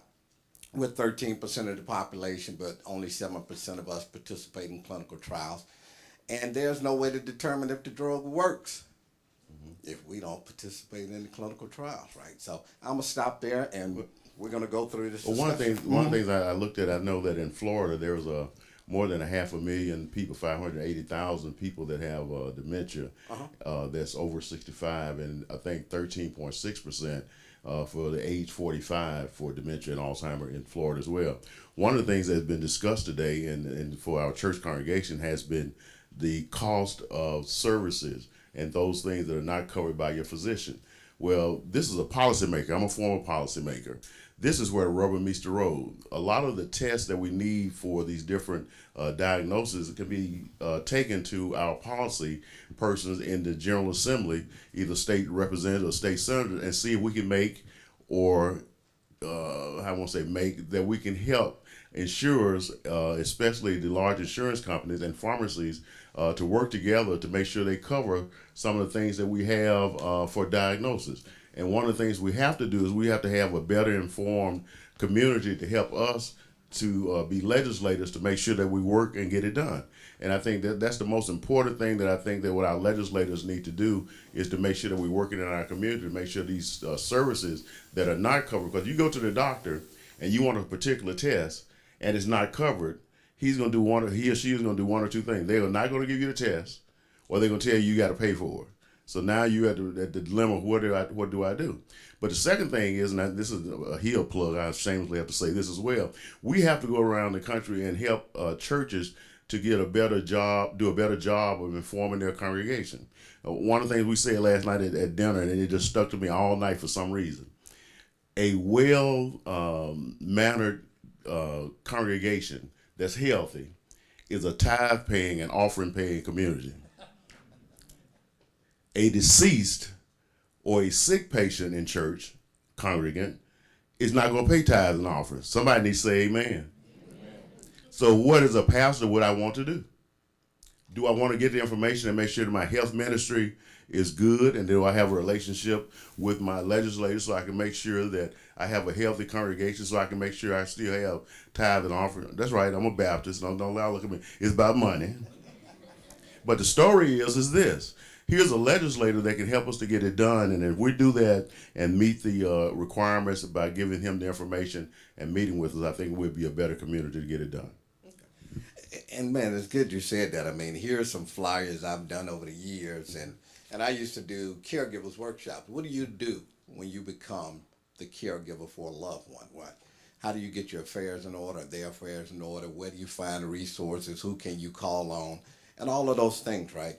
And so during COVID, I ended up being on a national panel talking about black folks and Hispanic folks and Native Americans and what do we need to do to prepare for COVID, right? And this was April or May of 2020. And I would tell everybody in this room, one of the first things you need to do, and my mom used to always say this, what's your family history? Mm-hmm. You need to know your family history, right? And so you need to start asking those questions. Now, my mama's side, everybody fell over dead at 50. Ain't sick, boom.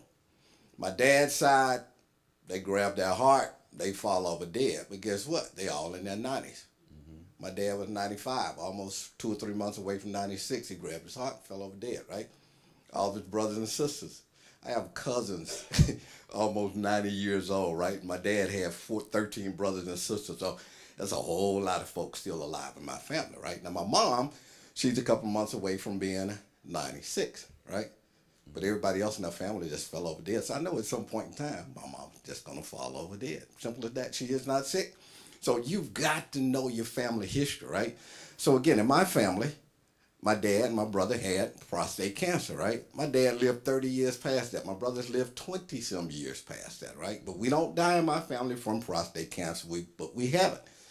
I guess I have diabetes, right? And I found out my brother had it. I go to the hospital, my diabetes count or whatever that thing was, 968, and the doctor said, man, only 2 folks have ever walked in here with a higher level than that, right? And I just happened to have found all this candy at the candy store from my childhood, so I ate it all, right? But that was 2015. I took myself off the insulin 2 weeks after that, haven't used it, but I go running every day. I see Pastor Brown pass by me on his bike.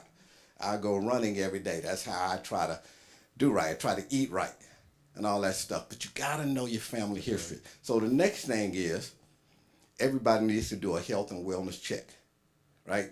So you need to go get a complete physical, eyes, ears, nose, your physical body, and we need to get a mental health checkup as well, because half of us in this room really got some issues, right?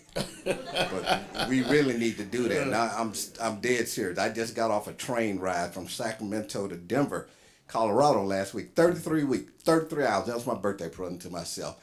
And it's amazing how many folks on that train were walking up and down that aisle with mental health issues, right? So luckily I had my gun with me.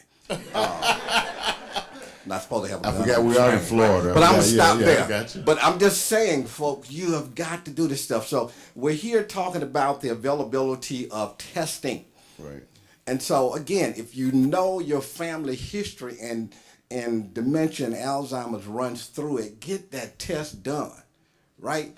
And these days, you don't have to have family history to be diagnosed. There's folks in their 50s now being diagnosed with dementia and Alzheimer's. So take it away, Representative. Well, I would just say this, I'll bring Dr. Tuxer back in, is that the last thing, and one of the things that I enjoy doing in the Georgia General Assembly is that even if we were not in the majority party, if the Democrats were not in charge and Republicans had the House and the Senate, we call it three-legged stool, and the governor mansion at the time, I found it awesome to be able to go to those particular entities like committee meetings with the Republicans, because when I found out that they were doing a particular bill that would affect my community, I wanted to sign on to it. I wanted to make sure that the bill was concise in such a way that it covered all the aspects of the medical history for my people, for the African American community, for Brown and Native Americans. So I made sure. So one of the things I tell all young legislators, and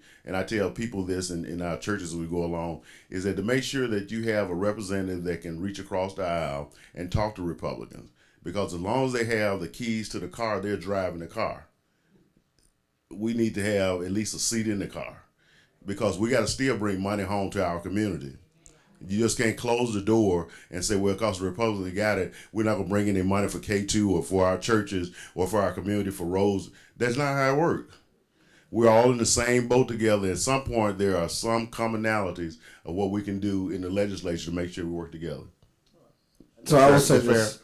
Yeah, it is. And up to about a year ago, I had an excellent relationship with Governor DeSantis. So I've got a couple of $100 million in funding for Bethune-Cookman, Florida, and them. So I haven't seen him in a year, so I don't know where that relationship is now. And I have talked about him on Facebook, so, and I know they monitor my Facebook page. So I'm like, hey, man, we're bordering on the borderline of racist now. So did I just say that? Wow, man. Okay. But I will say, I passed a bill to build a Florida Museum of Black History, right? A big old black museum, right?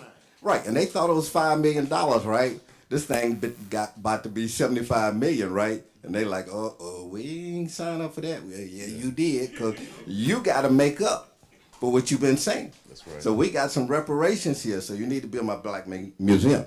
So let me go back to something real quick, and I'm gonna shut this.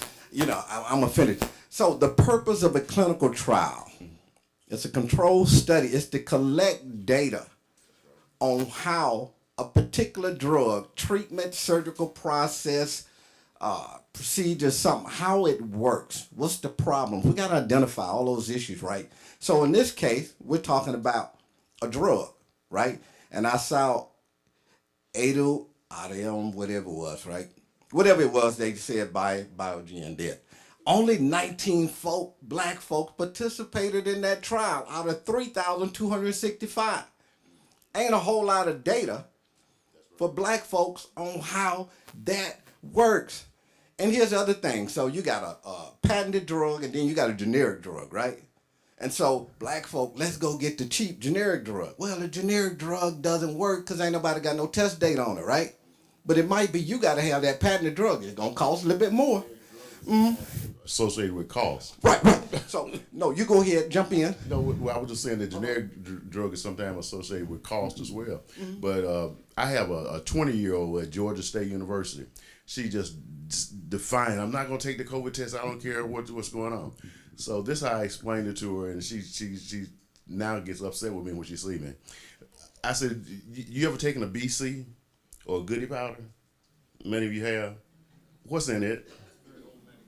Coke. Okay. So the story is that if you don't know what's in a BC or a goodie and you don't want to do a clinical trial, how you think we're going to get better as a people? But you'll take a BC and a goodie and don't even know what's in it. That makes sense? I wonder if you guys would comment on two things. Number one,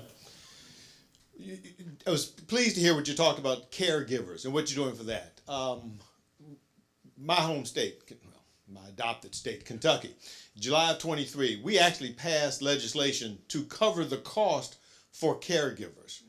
How do you foresee it? Because that was one of the things that was talked about last week. When you have people who have to stop work to stay home, I shouldn't put it that way. They stay home to take care of their loved ones. They have got to do it.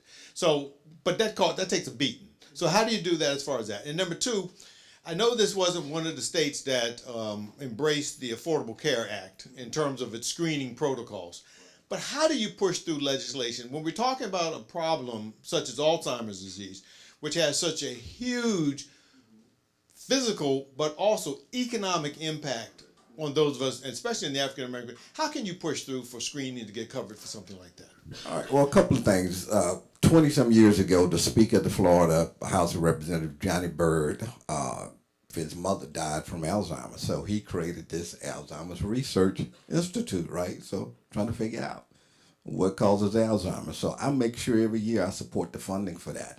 So we have a program here in Florida that provides a monthly stipend for whether it's diapers or some medicine or stuff for people that are having to take care of their loved ones at home due to Alzheimer's, what have you, right? We have some funding that we give to maybe the Senior Resource Alliance here in Central Florida, respite care. And so if you home trying to take care of your loved one, well, you need a break every now and then, right? And so they can come in with a volunteer, right? We got some adult daycare programs we're trying to fund. But this year, as I go back to session, right, I'm listening to what you all have said. And so we've got to do some more. We've got to come up with some more money, right? And black folk been shortchanged for a lot of years on minority health care. Right. And so y'all have given me some ideas here. Well, I think that's a good one. I think also there needs to be legislation across the country. Maybe the National Council of NCBSL could do a better job of putting legislation together for caregivers. There is no legislation for caregivers across America. I think there should be a tax incentive for a person that's taking care of their loved ones if they have to get off from work. But I also think that there needs to be some legislation if the caregiver, how can I say this, is taking unnecessary steps to hurt the person that they're taking care of. whether it's either abuse or either financially. I mean, because sometimes, you take grandmama's checkbook and write a check because you think she's crazy, and then she tell you that some money missing out of the account. So I think that there needs to be even some financial things done for caregivers to make sure that we're doing the right thing. Do anyone? No. Oh, see, you done brought him up. See? Do I have to kneel before you too? Okay. No, actually, and thank you. It was actually the same question I wanted to ask the doctor, but I think it's very appropriate to ask the panel, and it's good to see you. I'm glad that Representative Anton is there. I find it very troubling. One of the slides that she had was that African Americans are twice, we have it twice more than a Caucasian. And I hear that often in different categories of sickness and disease, and just drop that bomb. And after a while you start thinking, am I inferior? Is something wrong? Because you drop that bomb, but you don't tell me the reason why. And how do we resolve it? Don't sound, you drop that bomb and you make it sound like you celebratory. Like, it causes people in our community to not trust the person that's presenting it when, it's more palatable when it's coming from somebody that looks like me and that will break it down as to reason why. So I would like for you all to talk about that. Before we get the panel, let's ask Dr. Torres if she'd make a comment on that. Thank you for the question. Let me stand up. So the slide said that Afro-American and Black have twice a higher risk of Alzheimer's compared with white population. The slide also mentioned that Hispanics have 1.5 higher risk for Alzheimer's when compared with white population. And why? That's a very good question. It is not clear. Certainly there could be some genetic makeup related to it. We did talk about the risk factors: normal aging, vascular risk factor, blood pressure, diabetes, cholesterol, so on. Smoking adds to it. Sometimes our diet, our compliance with medical care is not the greatest, unfortunately, and that could be a lack of resources, lack of time, right? Because they can leave work to take care of it, lack of money, lack of, they don't like taking pills. Sometimes patients are not very compliant with medications because they don't like to take the medications, and it's all a big mess. I think that's essentially the answer, but also to that point, that is why it's so important for Blacks and Hispanics to be part of clinical research, because we need to identify the why. I'm talking about what we know. I cannot answer properly because there's a lot of stuff we don't know, and that's why we all need to be part of it. Yes. You've opened up a can of worms, sir. I just want to add something. Can we really talk about this? Mm-hmm. Let's have a conversation, a real conversation. We can go back to redlining. Mm-hmm. We can take this back a whole way back. But at the crux of it, as a community, we're sick and silent. And we don't talk about things as a community. We don't talk about our health. We don't talk about our family histories. We're fearful of the health system because we don't feel like we've been treated a certain kind of way. Then we lean on that same system and depend on them to do right by us when we as a community don't do right by each other. So there are a lot of factors that go into why when we look at every disease, we're 2 to 4 times more likely to be diagnosed later and die sooner. So until we get right within our own communities and acknowledge that these things are happening, it is going to continue to happen. And when we sit back and we don't look at it for what it is and acknowledge and have these conversations and take our medications, even when we know there's a problem, we're delayed in doing the right thing because we don't want to deal with it. So it's not even about the man or the system. It's about in our own houses. And I don't want to preach because I'm not a preacher, but I see it. Coming from the huge family that I have, I see it every single day. And we're sick, and we don't look at our neighbor and go, I'm sick. So when I got up here and I told you my family history, how many people tell you that stuff? I talk about it every day, so it opens up a door to say it's okay to talk about it. I'm not ashamed of the people in my family that have gone through something, because that opens up a door for somebody else to say, wait a minute, that happened to me too. What did you do about it? How did you find a way to solve it? Oh, let me tell you what I did. Let me tell you about all of these resources that I use that you too can have. That's the only way we're going to fix this. That's right. Is if we open up, we discuss it, and we have gentlemen like him that have a way to help us. If he can't help us if he don't know. You can. If you sitting home suffering and you got this perfectly organized, awesome man who has resources, but he don't have the numbers to go back to his folks and say, I got this many people that are dealing with this. I got this many people that are dealing with this. But his numbers don't look good. Right. Because they're saying, oh, that's not enough. But yet his whole community is suffering, but nobody stepped up to tell him. And dollars speak when you got numbers. So we have to stop saying, I'm strong, I got this, and start saying, I'm strong, I got this, but I need you to know. Right. So I think that's what matters. Yeah. I like piggyback on that too. I think that she was right about the legislator. That's why I said that you had a legislator sitting here that can make the difference. But he can't do it alone. When he has a committee meeting that may have something to affect with funding, it's important for you to get up out of the house that day and go to the state capitol. Believe it or not, just take the day to go to the state capitol and support him in that committee room. Because when you walk in that committee room and there's nobody that looks like him, and he got 10 other people on the panel with him, on the disc with him, and we're not showing up, why do you think I'm going to put some more money in the K2? Or why do you think I'm going to put some money in a clinical trial? Or why do you think I'm going to try to help you get biomarker testing passed or any legislation for abuse for our elderly or for caregivers? They're not going to do it. But when he has a bill or has legislation and he needs some help, you got to go see him. Because guess what? If they need something passed, even if it's about PETA, about pets, the room going to be packed. And we're talking about health care, and we don't want to go. Let me say this real quick. So I tried to ban dogs from grocery stores and the mall and stuff. Man, them folk came at me. I mean, I was getting 1,000 emails. I'm just telling like it is. And phone calls a day, right? I'm like, man. Then I'm like, we gonna get rid of them dogs. So, but guess what? The dog lovers won out, right? So, and I saw that same bullet you talked about. You know, it's all about context, right? So it could be we're not healthy. We have high blood pressure. We have diabetes, and we're not getting treated. So then that feeds into the diabetes. The other part, you look at breast cancer in black women, right? They have a lower incidence than white women, but white women get diagnosed earlier and they get treated.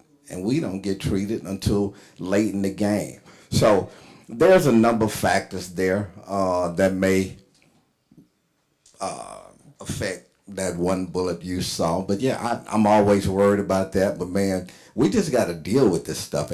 And what I try to tell folks, Alzheimer's and dementia is not a problem in our community. You know what it is? It's a reality. And we have got to deal with it. And so we've got to have this call to action. So I applaud whoever pulled this together today. We need a whole lot of them in every church, in every sorority, fraternity. Because this really is a serious issue, you know. And I've got some in-laws. I mean, everybody down the chain is eventually impacted by Alzheimer's. So let me shut up. We got Ms. Jones. I've been chomping at the bit over here.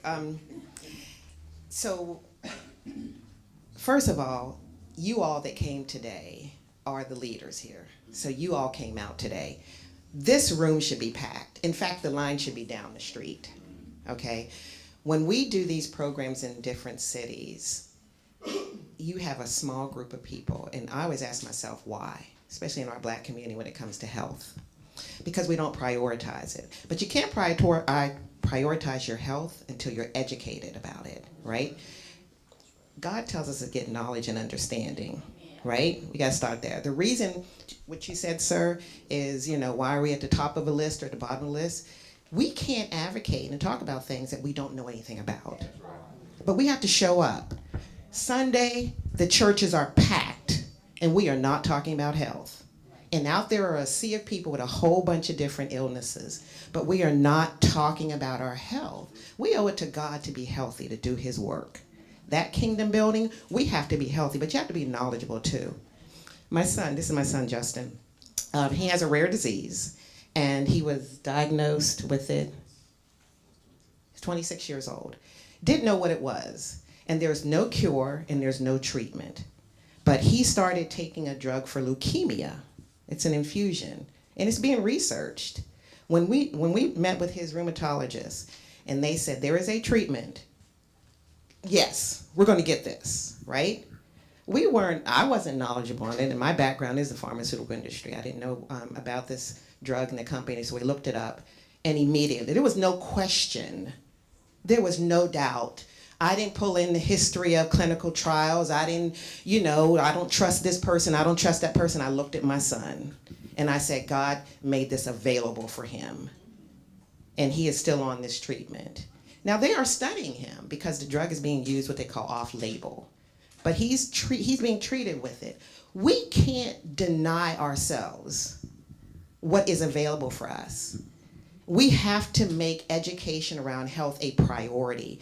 But if we continue to get small crowds and not telling people, show up, get educated on these diseases, get educated on the availability of treatment.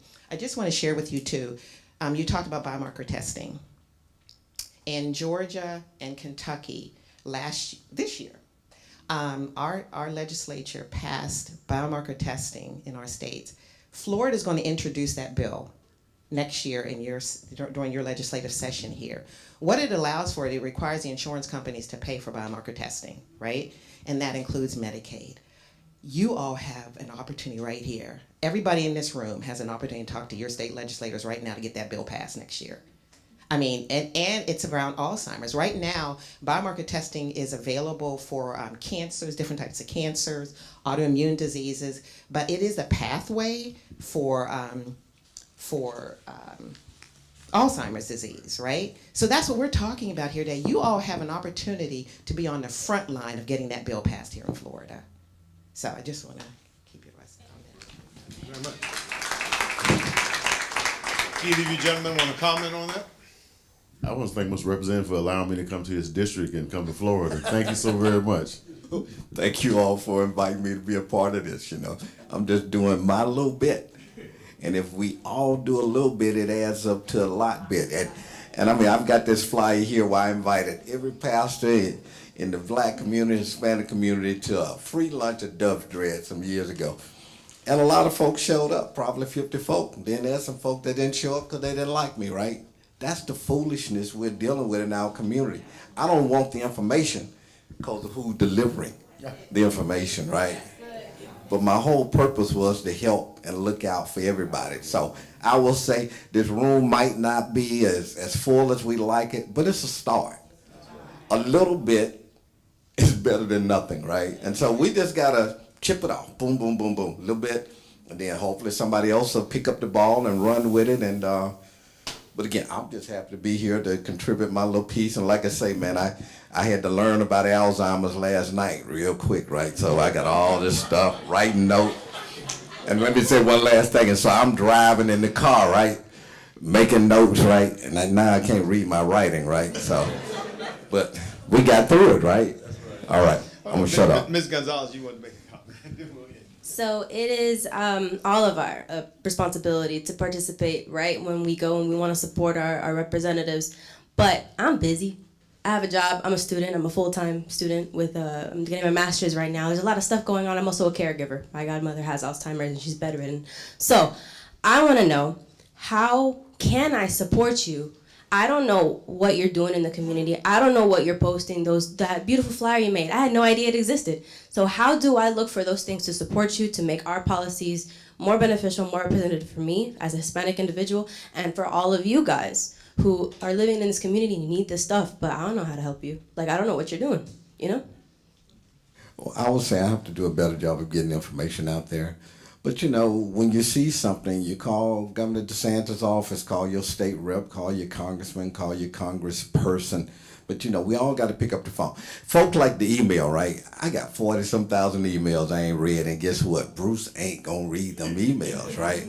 Now you call my office, I'm gonna pay attention to that. But I'm old, I'm 63, so I'm not an email guy. But those are the kind of things you can do. I post a whole lot of stuff on Facebook every day, right? That I like to consider educational and awareness. I'm celebrating black women, I'm celebrating white women, I'm celebrating Hispanic women, right? Whole lot of stuff, whole lot of information on my Facebook. You can do the same thing. So if there's something you know, or a flyer or what have you, you can put it on Facebook or Instagram. And some folks are going to look at it and say, oh man, I didn't know that, right? And I'm surprised how many of my Republican friends, they know everything I done put on Facebook. Because, you know, they sitting there monitoring me, right? Just waiting for me to say the wrong thing. And guess what? Bruce will say the wrong thing every day, just for the heck of it. We got one final question. I'm sorry. Hi there, my name's LaTondra Rivers, and in closing, I want to thank my mother-in-law, Betty Tatum, for inviting me. And I just wanted to share with you all, for the last 12 years, I've worked in long-term care, and this has been such a great gathering. I see so many people in long-term care that shouldn't be there, that should be out enjoying anniversaries, birthdays, graduations, but we're there, people that look like us, Hispanic people, because of the way we take care of ourselves. So this is so encouraging. I'm hoping to be able to, I met with some of your coworkers at the Orlando Health Fair, and got that information for one of our family members. And I just want to say that we don't have to live in nursing homes. We don't have to suffer from diseases that's putting us in nursing home, having our kids having to visit us there. I've seen graduation pictures taken at nursing homes, birthday parties, again, anniversaries. And if we just change the way we take care of ourselves and focus more on what's going to make us better as a community, we can see those changes in nursing homes. And someone mentioned that people are starting to get dementia much earlier. We have, I look at probably about 150 referrals probably every 4 days. I'm seeing more and more young people needing nursing homes. So this is an opportunity for us to change, and I'm looking forward to working with some of the presenters here, and with my mother-in-law. She's been by my side for probably the last 12 years, going with me to different events, learning more about aging. And so I'm thankful for this event, whoever put it together, and look forward to attending another one. And 63 is not old. Thank you very, very much. First off, let's give a hand to everyone that's participating. And before I turn everything over to Ms. Cotton, ED.D, as in Dr. Cotton, yeah, I think it's most important, though, the most important people has already been stated, and I'll just say it again, though. It's not the people who are on the panel, it's really you who are here right now. Clearly, this is the most. Again, we have to thank the Experienced Christian Center for coming up and pushing this idea. A big shout out for them. Also to the Pine Hills Community Church for allowing us to use their facility. One of the things that's difficult too when working with audio-visual things, there's always a glitch or something like that. You notice we have no glitches because we got Ozzy in the house. Ozzy, thank you very much. So right now we have the information. All we got to do is act. And by the way, he's not going to say it, but one other thing. One other thing we got to tell you, you want to help. When you look at the people who are in the back, and whenever they show the pictures in the committee meetings and the legislature, there are going to be lobbyists that are going to be there. We have to be lobbyists for ourselves. We got to have some faces back there. But every 2 years, representatives got to run, and they don't run on nothing. So when you get that request to contribute to your state representative, don't throw that envelope away. Consider that an investment in your health. You've heard what what Representative Antone has already said, just think about that as an investment in your community, because that's what's going to happen. We're going to get that back. There's the van out in the back. Again, avail yourselves. Dr. Cotton? Yes, I thought she was going to say that, but I've been reminded, since I forgot to say something about prayer earlier. Justin, you can call you. No, I haven't finished yet. Everybody wants to tell them what to do, man. It's just like being at home, man. It's like being at home, man. You know what I mean? People got to tell me. No. But again, I want to thank all the panelists and, of course, Ms. DaCosta. Thank you for being here with us. Ms. Gonzalez, Dr. Torres, Ms. Torres, been wonderful. And let me turn things over. I can turn it over to her, then she'll let you answer the question. Here you go, Ms. Dr. Cotton. Here you don't need that. Yes. How many of you would like us to bring our entire team, come prepare with the unit and spend an entire day doing lectures, doing memory screening, doing blood work? If you're available and interested, we'll make it happen. See me after. Okay, we're gonna do it. It's our process.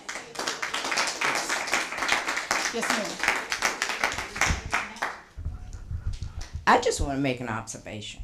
I am Betty Tatum, and I'm from Pine Hills Community Church. If there's anybody else in this room from Pine Hills Community Church, please raise your hand. We have 2. Okay, we have 3, 4. But this is what they've been talking about the whole time. We are not putting ourselves out here. And I am ashamed. I need a bag over my head that nobody else from this church is here to represent us. If we don't get out there and do it, nobody's going to do it for you. Just speak proud that you're here and bring someone with you next time. We all got work to do, and we are so appreciative of Pine Hills Community Church for allowing us this facility. Pastor Miles was in the back earlier, and I let him know that we were very appreciative. So thank you, Ms. Tatum, for being here, and you can represent and pass on the information. Thank you so much. Can I just have all of our speakers stand up, please? All of our speakers. Can we just give them another round of applause? These 2 Saturdays have been amazing. Thank you so much. I have so much more knowledge now than I had last Saturday. And so I want to put a charge to all of you. Don't let this be the last day that you educate yourselves about Alzheimer's or anything health related. Make a commitment to yourself, to your family, to know more. The more we know, the better we need to be. All right. So my mom is about to be 85, but there's some stuff in my family that I need to make sure I know about, because I want to live as long as my mom in the back, right? So let's do better. Let's not take this knowledge and sit on it. Share it. Ozzy, will we be able to post it later? It'll be posted on the Experience Christian Center's page later. Please log on and share it so that people who were not here, even if they're not in the area, they can be witness to what we've all learned today. All right, so what I need you guys to do, make sure you fill out the blue post survey. Just like last week, when you fill out the post survey, you hand it in, you'll get your lunch.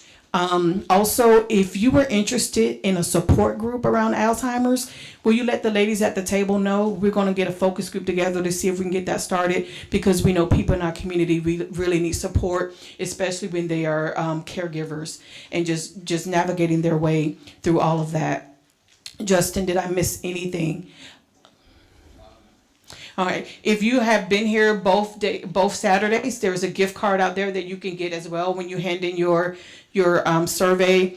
Thank you all again for being here. We want to, they'll get the lunches when they turn in the survey.